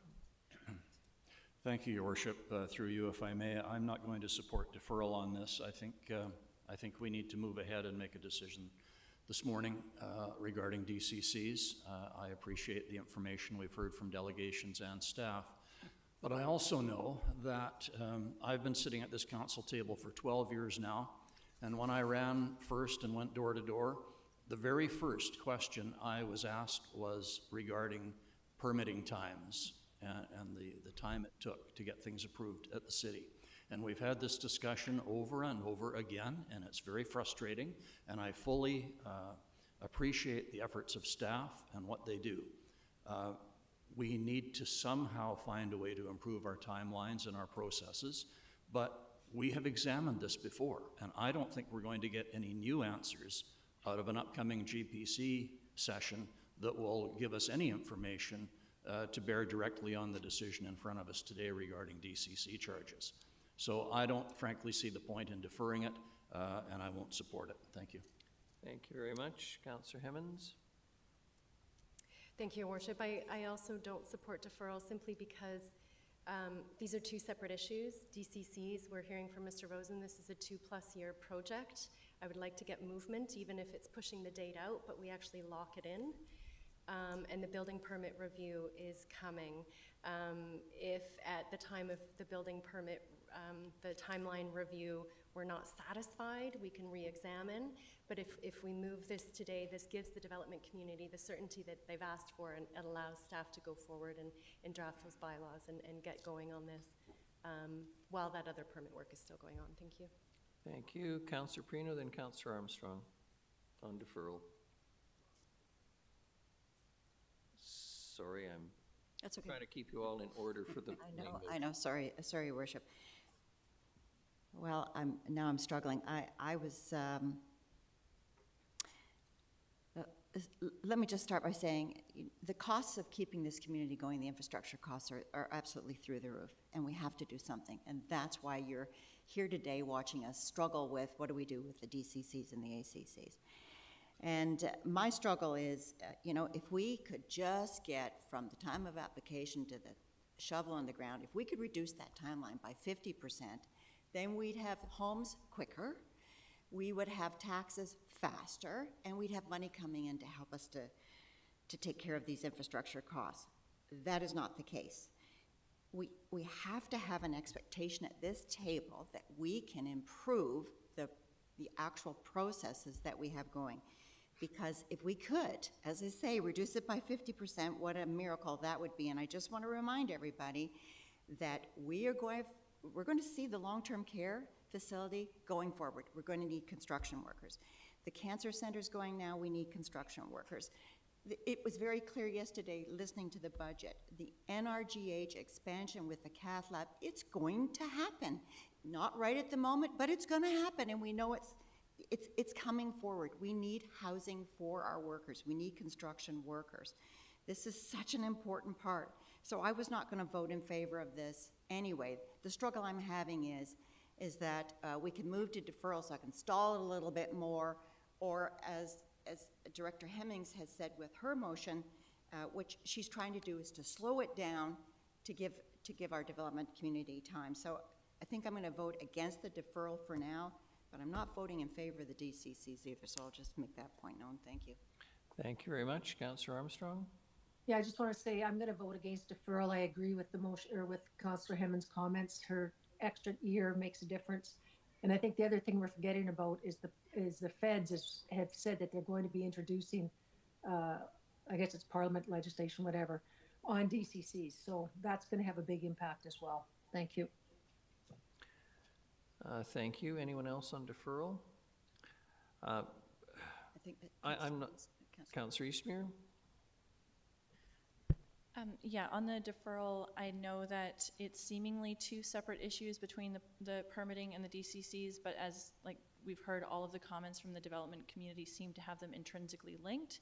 And so I'm in favor of the deferral so that we can have the conversation about the permitting and kind of figure out what's going wrong there and make sure that we implement the DCCs in a way that complements and works with that. So it's not about delaying, it's about getting it right for me. So I'd be happy to defer in order to just have a more fulsome conversation and get those pieces right together. Thank you. I'm not going to support deferral.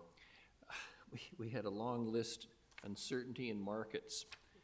And now we're going to add another uncertainty when we're going to bring in the DCCs, which we apparently, I think, are all going to support at some point. It just adds a further element of uncertainty.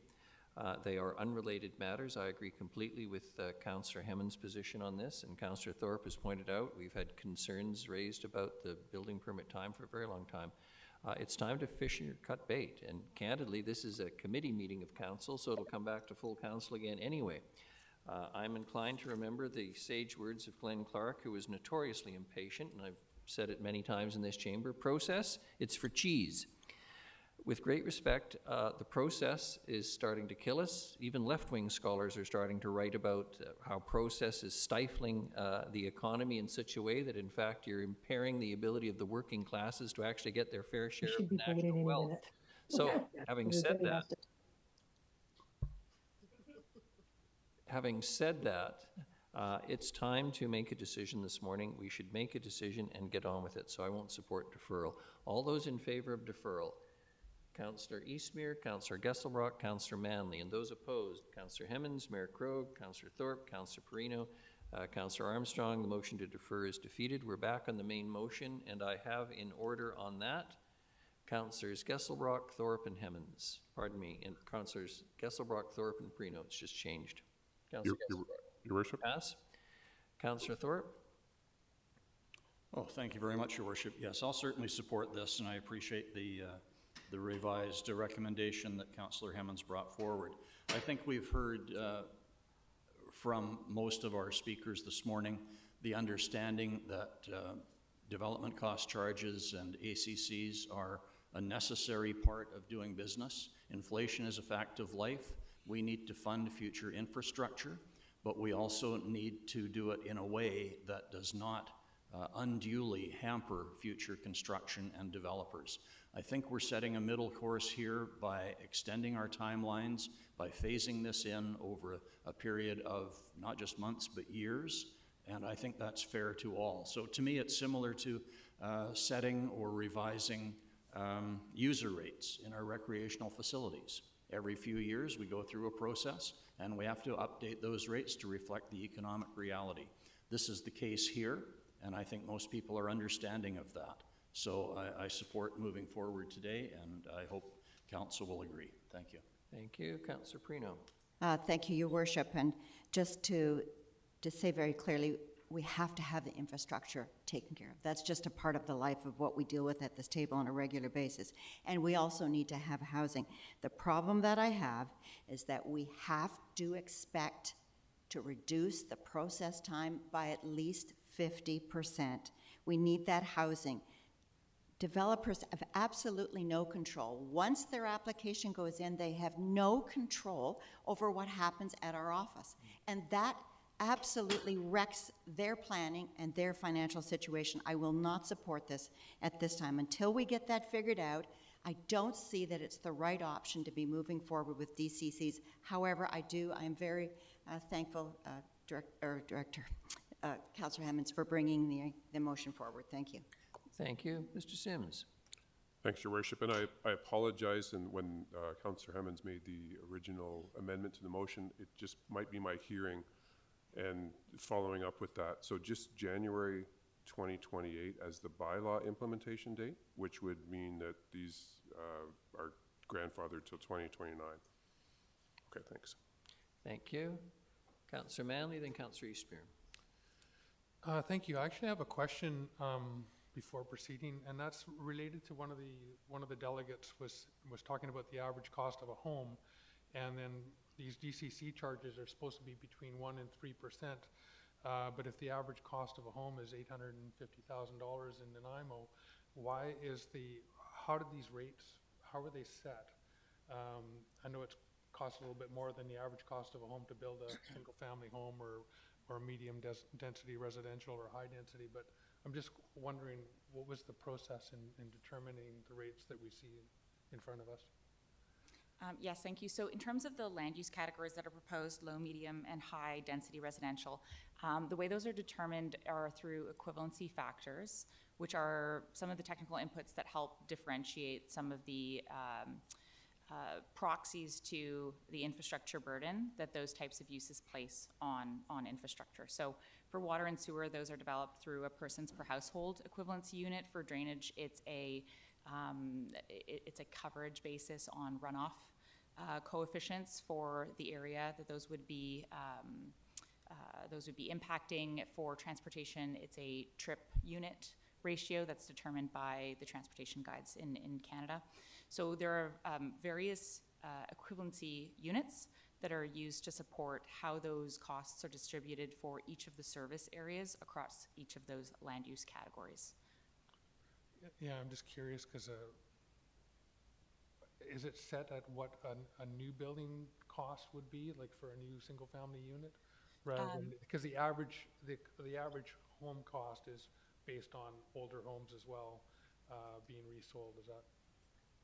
So that wouldn't be factored into the way that the rates are determined.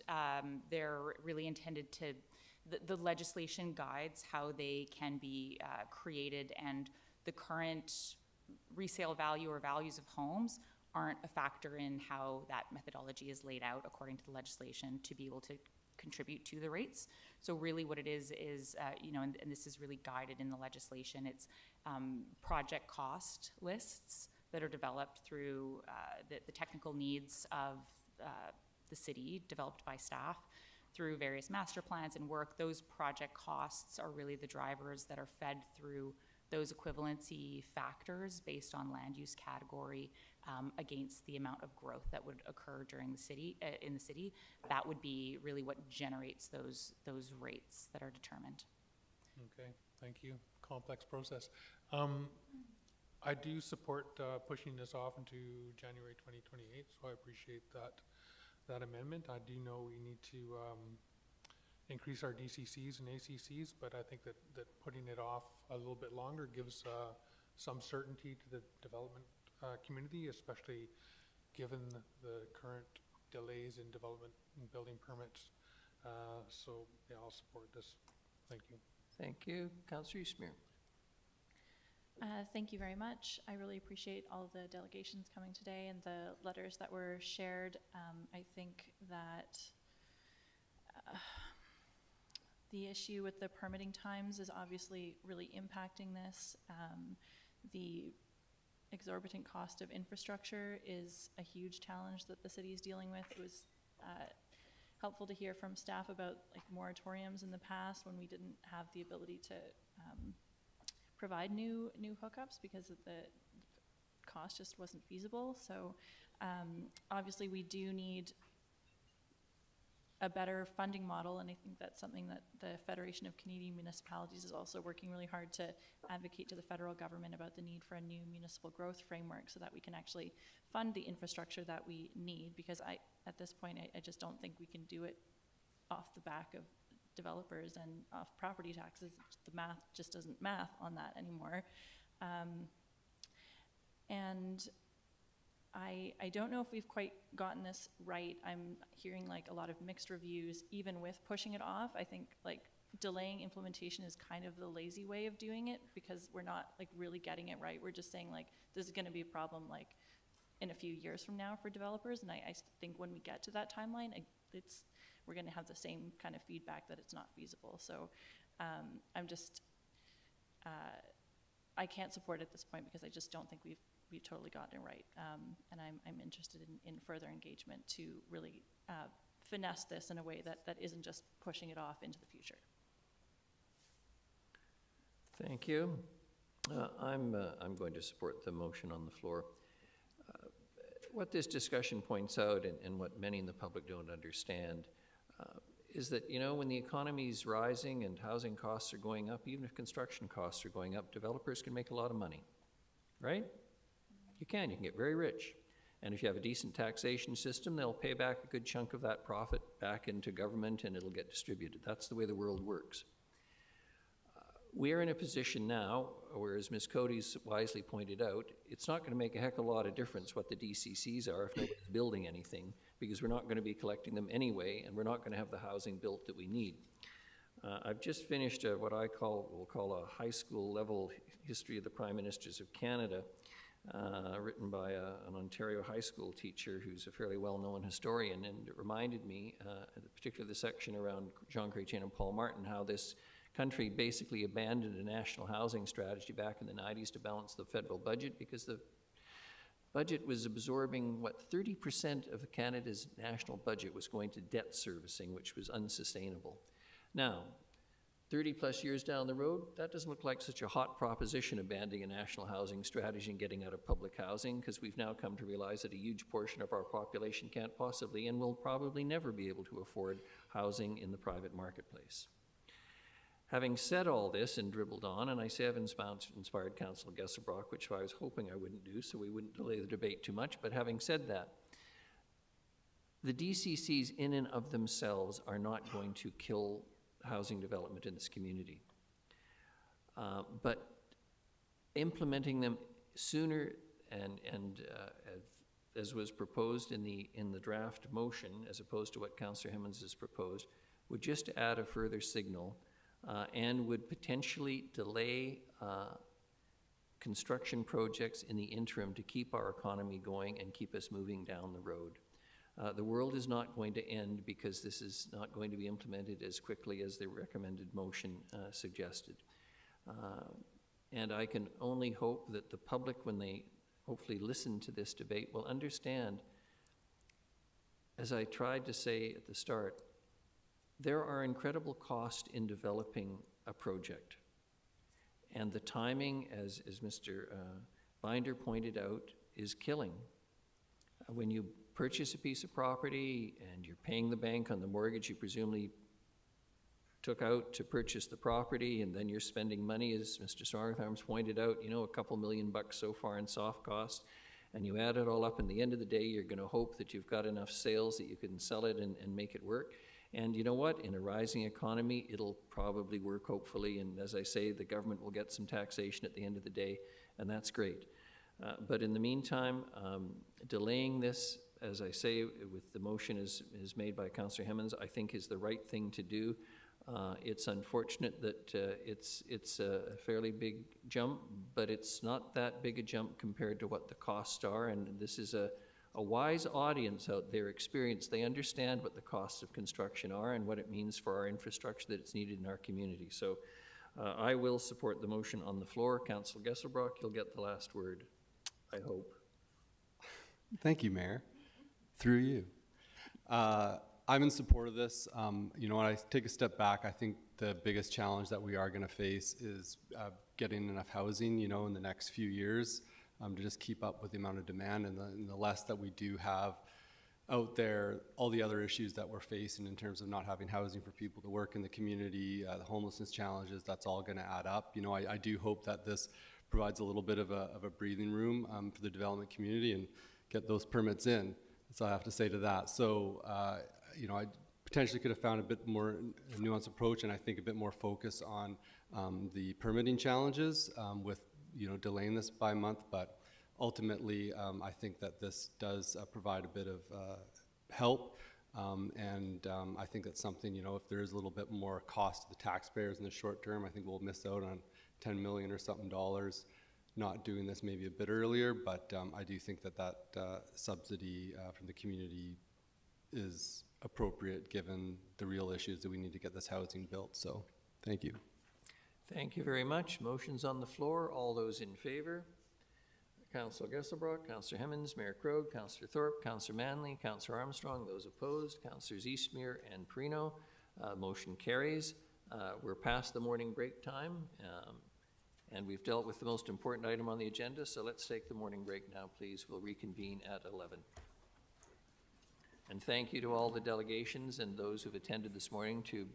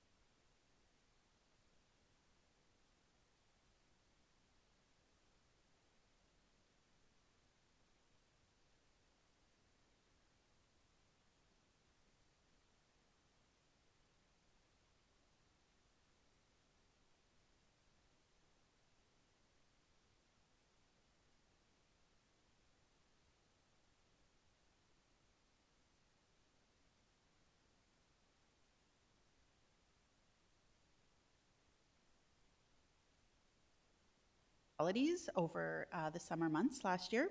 And as a result, the median salaries for 2025 for mayor and council were $149,293 for mayor and $60,590 for a councillor. So with a start date of November 1st, 2026, the cost impact to the 2026 budget is approximately $12,401 based on the current policy's 2% cap. For annual adjustments, per the UBCM Council and Board Remuneration Guide, it suggests that local governments should consider including in their policy or bylaw a provision for automatic cost of living adjustments using the CPI to elected officials' base remuneration. So currently, as I've said, Nanaimo has a cap of 2% CPI for annual adjustments. When we reviewed the 12 comparable municipalities, 8 of the 12 had some sort of CPI adjustment, but Nanaimo was the only one that put a cap on it. So, and the third item is the dependent care reimbursement. So again, that UBCM Council and Board Remuneration Guide, childcare expenses were listed as an emerging expense to be looked at to ensure that costs do not become barriers to participate in local government. So currently, as you know, the city does not offer reimbursement for dependent care expenses. So when we looked at the 12 comparable municipalities, only 3 of the 12 had a policy relating to this. And in addition, staff found 6 municipalities across Canada that had a similar policy. And there were varied approaches taken across the country as to how this reimbursement was calculated. Generally, there was 2 options. The first is to pay an hourly rate, and a few based it on minimum wage rates, but did go higher if specialized care was needed. And the second option was to pay a fixed rate per meeting. So that's kind of a recap of the 3 items, and this report gives or outlines 5 options involving various combinations of those 3 items. So for the remuneration review, and that's outlined in attachment C, all 5 options recommend increasing mayor and council remunerations to the medium rate of the 12 comparable municipalities as outlined in the current policy. Annual adjustments, and the findings from that are outlined in attachment D. The 3 options identified are keep the CPI cap at 2%, which is in option 1. And the approximate cost of that, as I said, is $12,401. The second is to estimate or eliminate the cap and use the CPI rate for annual adjustments in non-review years. So that's in options 2 and 4. So when this report was written, it was written back in the fall when we didn't know what the CPI rate for 2025 was. We do know what it is now, and it's 2.1%. So the approximate cost of that eliminating the cap for 2026 is $12,970. And the third is to increase the CPI cap to 3%, and that's outlined in options 3 and 5. And again, had we not known what CPI was, the cost of going up to 3% would have been $18,126. But as I've said, we now know that it's 2.1, and the increase for 2026 would be $12,970. For dependent care reimbursement, those findings are outlined in attachment F, and there are 2 options identified here. So do not provide a reimbursement for dependent care, and those are outlined in options 1, 2, and 3. And options 4 and 5 provide a flat $60 per meeting rate for dependent care reimbursement. And based on the meeting schedule for 2025, the approximate annual cost would be $5,700 if a council member was reimbursed for all meetings attended. So staff are looking for the committee's feedback on which option to proceed with. Thank you very much. Appreciate the presentation, keeping in mind that council could proceed with a mix of the options as well. Obviously, stating the obvious, profound grasp of it as always. Councillor Hemmons. Thank you, Your Worship. I want to be really clear that this is for the council coming in. This is not changes for this table. A personal preference to keep the cap at 2% for CPI. In terms of dependent care, I actually was really interested in seeing dependent care for committee members rather than council. I think council gets paid to be here, and while that's a really nice thing to contemplate, it's really the committee members, the community members that volunteer their times on committees, and it's not just moms who need childcare, it's folks who maybe need elder care, et cetera. I don't know if we have any instances of committee members coming to us and saying, I can't make committee because, but I'm not making any motions, I'm just stating my preference would be the 2% CPI cap and a dependent care policy that focuses on committee members only. So through your worship to Councillor Hemmons, so there were 2 motions made. One was for committee members and one was for council. So I have a report going to the ACAI meeting in March to speak to the council member dependent care remuneration. Great, thank you. That's great to hear. I'll wait to hear others before I make a motion. Thank you. Thank you. Councillor Eastmere, then Councillor Thorpe. Thank you. I did note that in option 2, and just generally, it says that not providing dependent care reimbursement could be perceived as a barrier for women entering municipal government. And I just chafe a little bit at the framing of only being women. I know that is not intended, but like that it doesn't read very well, just because dependent care is a community-wide responsibility and not just on women. But what we're talking about really is it being a barrier to people who may not otherwise be able to enter municipal government, and that could include single fathers, so or anyone. So yeah, I'll just leave it at that for now. Councillor Thorpe. Thank you, Your Worship. And certainly, as Councillor Hemmons just pointed out, and it's important to note again that this would not apply to our present council, but to future council. I do have a concern with option 1, where it states that under disadvantages, remuneration may not keep exact pace with inflationary changes, and none of us, I hope, are here for the money, because we're deluding ourselves if we are. But I have to say, despite that, I think it's only fair that a reimbursement should keep pace with inflation. So I have a struggle with option 1. Beyond that, I guess I'm always interested in not just median numbers from other municipalities, but best practice as seen in other areas regarding any of these issues. And I might ask for more information on that.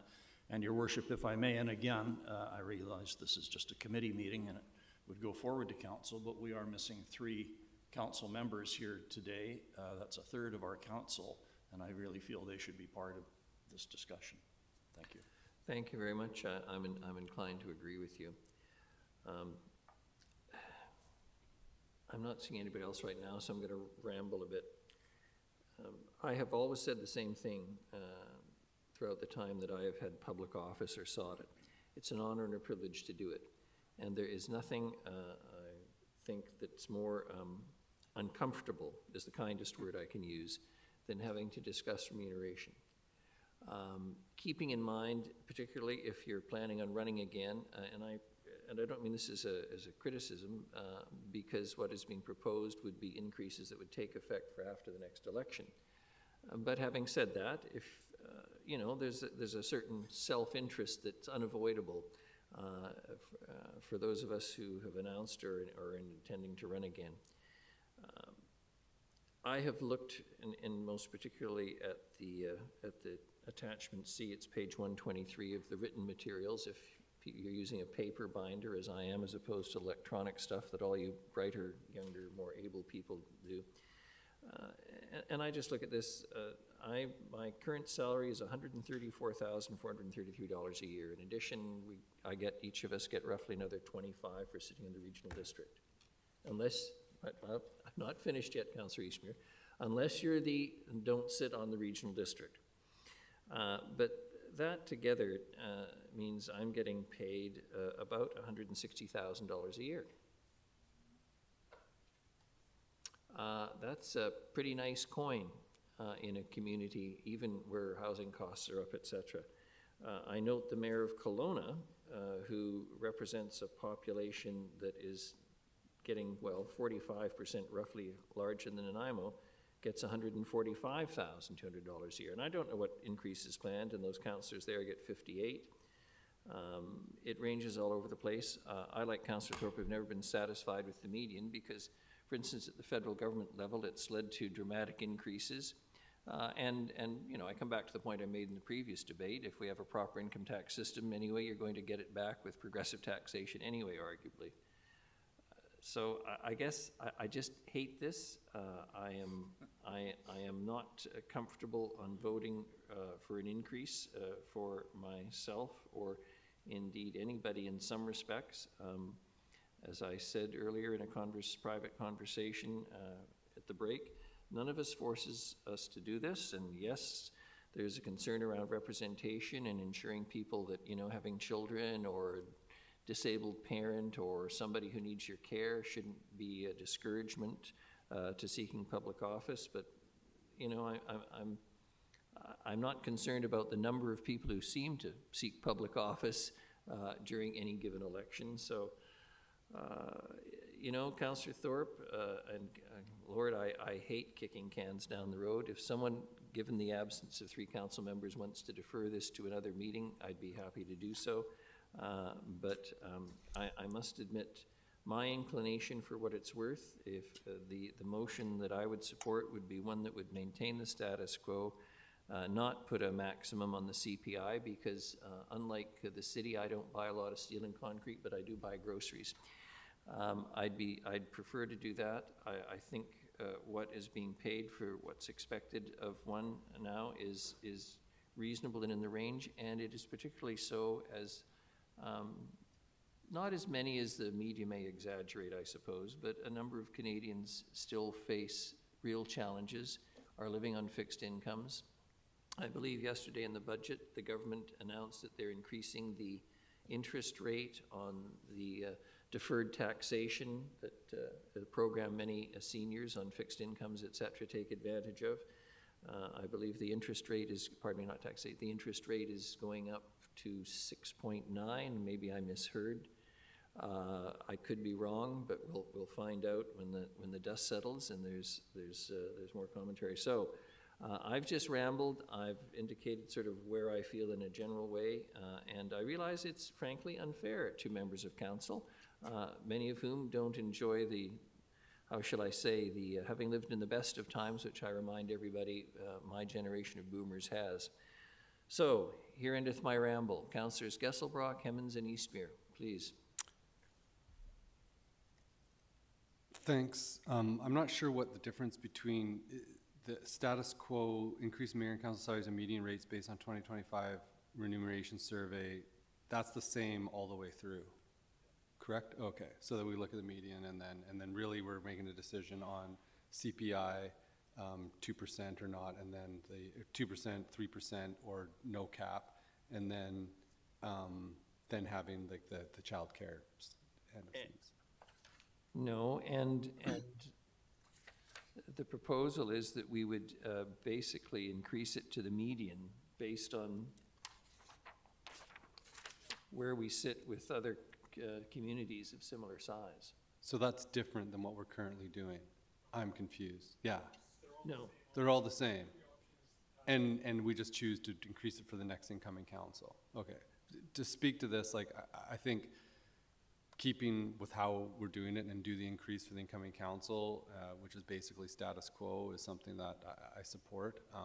You know, it's interesting. I've had conversations with people that, you know, you'd think would be very against, you know, wants low taxes and very against increase of any sort. But there's, when council remuneration things come up, everybody always says, oh, councillors are very underpaid and really you get what you pay for. And you know, I don't Spurgeon remarks on us, but I do think that, like, you know, the responsibility of really, you know, guiding where a municipality goes is a big one, and depending on how much you pay really does attract the quality of folks. Somebody, you know, that's working as a professional, making twice that amount to come into public service before they retire is a lot of times out of the question.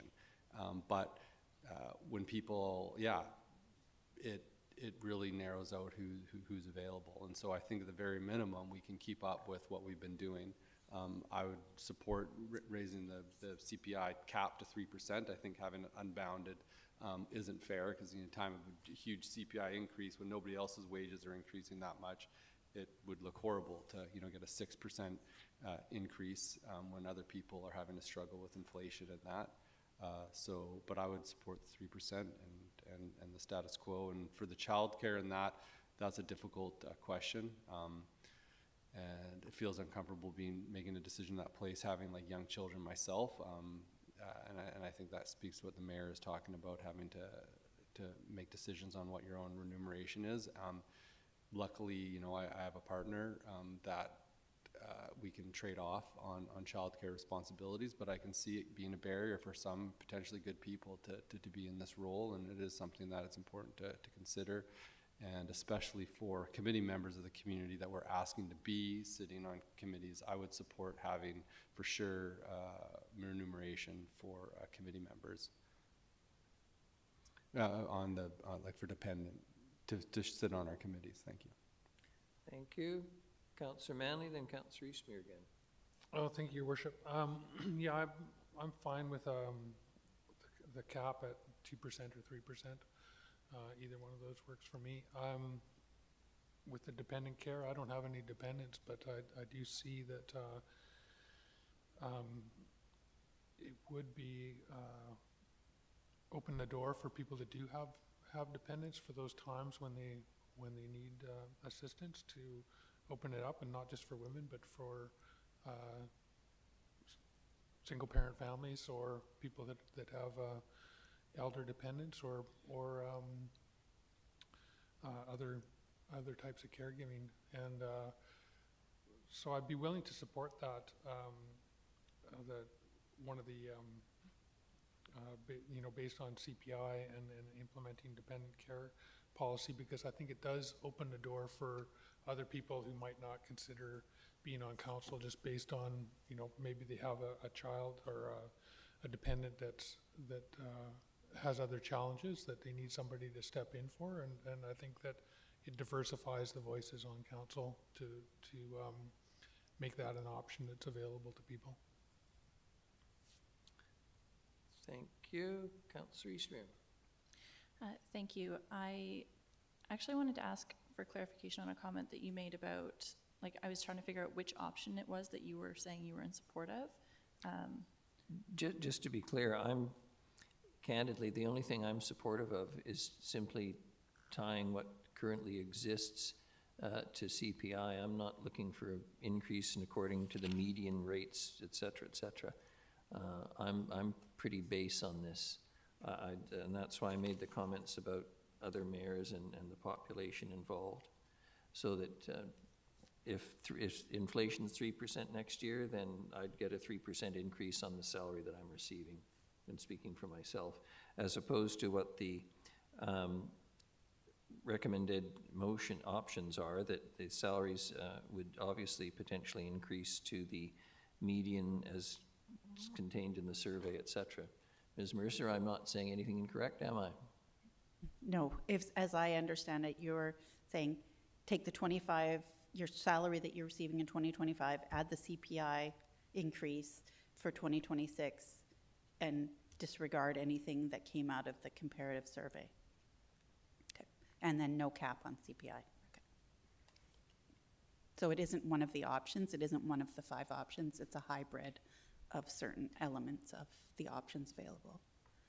Okay, and is it possible to, like, if we are going to have this discussion again, to have that included as one of the options? I think that would be helpful. Okay, thank you. Yeah, I think when I have been speaking with people about this, there's generally a bit of surprise about how much councillors make. and I think I hear a lot of support for paying counselors at a rate that would enable them to potentially have this as their main focus. And we're not quite there yet in Nanaimo, but I think that I'm happy to see us trending in the right direction as far as the compensation for counselors, because I do think it is something that involves your entire life, and it becomes a lifestyle and a focus. And if you sit on multiple committees and you attend a lot of community events, then it does become very, very close to a full-time job. And it's certainly an all-encompassing kind of thing. And it's a huge privilege to do this job, and I want to ensure that we can enable people who would be really great at this job but can't do it for financial reasons. I want them to be able to take on this role in the community. And I think people are also surprised about this disparity between council remuneration and how much the mayor makes. And I just share that because I think when you get north of $150,000 for the mayoral role, people start to wonder about that. But there's a huge degree of responsibility that comes with that. And the mayor answers every single email, and then we have the ability to do that on our own. So it's a huge role, but I will express that I've heard that a little bit, but we're all in this together, and it is a privilege to serve the city of Nanaimo. So I'm thankful for this conversation today. Councillor Hemmons. Thank you, Your Worship. I just want to clarify through staff, option 1, the status quo. Every year we take the base comparator of the 12 municipalities. So okay. So through Your Worship. Sorry, when we do our review, this is the process we always take. Yes, that is correct. And what the mayor is suggesting would be a deviation of our typical process. Okay, thank you. Councillor Gesselbrock, then Councillor Thorpe. Yeah, I'd be inclined to move an option. I'll put it on the table and we can debate it. I'd like to move option 5, annual increase based on BC CPI capped at 3%. Implement and easier, just do it seriatim. I'd like to move increase mayor and council salaries and median rates based on the 2025 remuneration survey as per the current council spending and amenity policy. Increase the maximum BC CPI cap to 3% for annual adjustments to mayor and council salaries, and update the council spending amenity policy to this change. Direct staff to return to the Finance and Audit Committee with a dependent care policy to provide guidance on reimbursement for committee members, period. It's coming anyhow? Okay, never mind. So just A and B without the dependent for the thing. So option 5, just A, points A and B. And there's Yeah. Okay, option 2. Yeah, there's a lot on there. So option 2. Option 3. Option 3. Please, one at a time, Council. Councillor Gesselbrock, what are you moving? Well, Your Worship, it's option 3. Yeah, I think my understanding, thank you, Councillor Manley, for assisting. Option 3 Yes. is what you're moving? Yes. You're wanting the salary median and then a 3% cap. Yeah. And then no child or dependent No care child reimbursement. care enumeration. That is option 3. Okay. That is option 3. Is there a seconder for option 3? Second to Councillor Manley. Why I say that, I think the status quo option is good, just a regular process, and then increase in the incoming council based on the survey. I think that's appropriate. And then with the CPI, I think that we do have to adjust the salary, based on CPI, which is fair. However, I do think having it uncapped is unfair. I think 3% is reasonable, not to ever go over that for any adjustments, because we don't see that anywhere else in anybody else's employment contracts or anywhere else. So that's why I would put a cap on. Thank you. Thank you. Councillor Thorpe. Thank you, Your Worship. I'm going to, and I recognize there's a motion on the floor, but I am going to move a motion to defer this to a future meeting if there is a seconder, and I will speak to it if there is. Seconded. All right, thank you. Yeah, I'm not opposed to option 3 as Councillor Geselbrock has proposed. However, for these reasons, I would prefer to defer this discussion. Number one, I'm not personally totally comfortable with my understanding of the options in front of us. Secondly, I would like to see the, I guess we'd call it option number 6, added with further information, the hybrid option that your worship was referencing. And thirdly, again, I think we'll save ourselves some time and effort if all of council are involved in this preliminary discussion before we take a recommendation to council. Otherwise, we're just going to go through this again. So for those reasons, I would prefer to defer it. That's just my personal thought. Thank you. Thank you. Councillor Hemmons on the deferral? Sure, thank you. I support the deferral simply because not everyone is here, and I think this is a really important conversation that we should all be a part of. In terms of option 6, I'll say that I likely won't support that because that deviates from the typical process, and that could lead to a reduction in salary for incoming councils, and I don't think that's right. Thank you. Anyone else on the deferral? Councillor Manley? Sure, yeah, I'm open to deferral and having a broader conversation about this. Also, just wanted to comment about the mayor's salary. I think that, you know, you have CEOs and executive directors of large organizations, and this is a large organization, and I think that the salary that the mayor takes is commensurate with the responsibility. So I don't see that as, I know it's an honor and privilege to be here and to serve the public, but it's also a large organization with a huge budget. So I don't see that as a problem. Thank you. Thank you very much, Councillor Manley. I didn't take Councillor Eastmere's comments personally. On the deferral, all those in favor? Your worship, sorry. I just would like to clarify that the deferral is on the discussion as a whole and not the motion that's on the floor. Yes. Thank you. Councillors Geselbrock, Hemmons, Mayor Crow, Councillor Thorpe, Councillor Manley, and those opposed to deferral, Councillor Eastmere. Motion to defer carries. Thank you very much. And we are back to the Green Municipal Fund Growing Canada's Community Canopies. Ms. Mercer, please. Thank you, Your Worship. So the city has an opportunity to apply to the Green Municipal Fund Growing Canada's Community Canopies program. So this program offers funding to support communities in developing comprehensive plans and studies to strengthen, the planning, management, and stewardship of their trees and forests. So this grant will fund up to a maximum of 80% of eligible costs to a maximum of $175,000, and the application deadline is March 15th of 2026. Staff have submitted a pre-application for an update to the city's urban forestry management strategy, and that project has an approximate budget of $175,000 with potential funding for $140,000, and the city costs would be $35,000. So if successful, the 2026 to 2030 financial plan would be updated to include this project and the associated grant funding.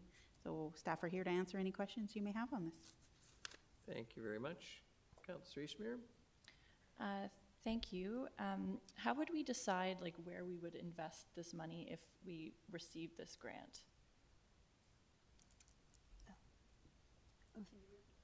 Through the chair, may I?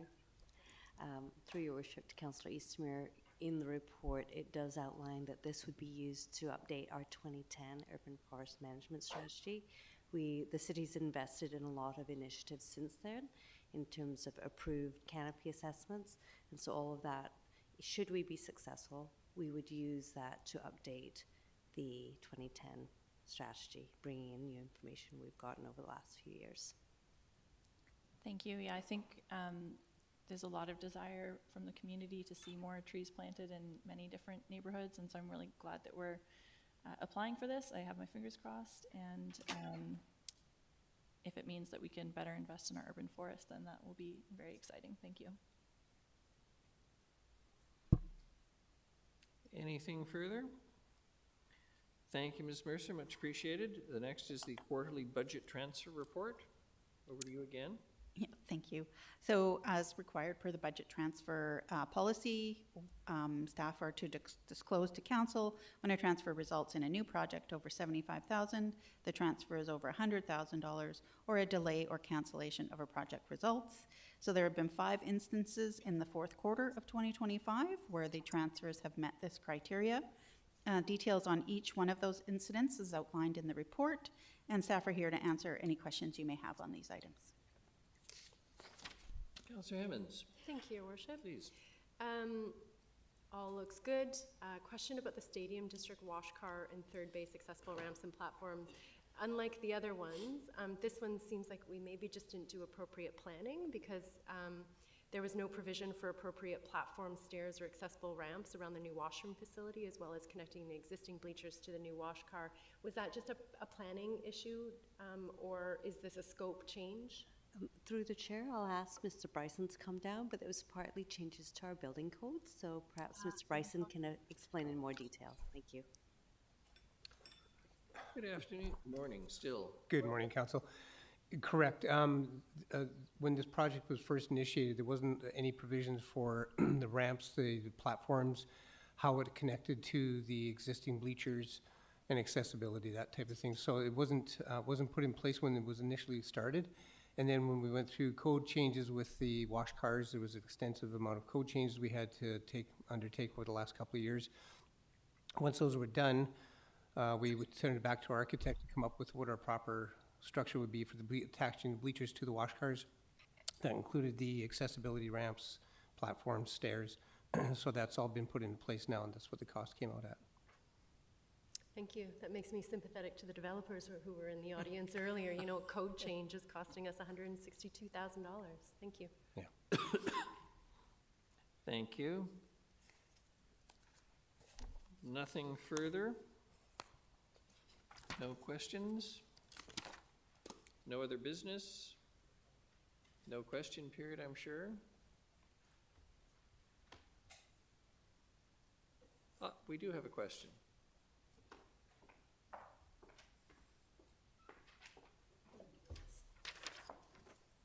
DCC's Ryan Stoltz. I was going to say, Ryan's not here. All right. Move adjournment. Move adjournment. Councillor Hemmons, seconded. Does someone want to second adjournment? Councillor Thorpe, thank you very much. All those in favor? Any opposed? None. Motion carries. Thank you.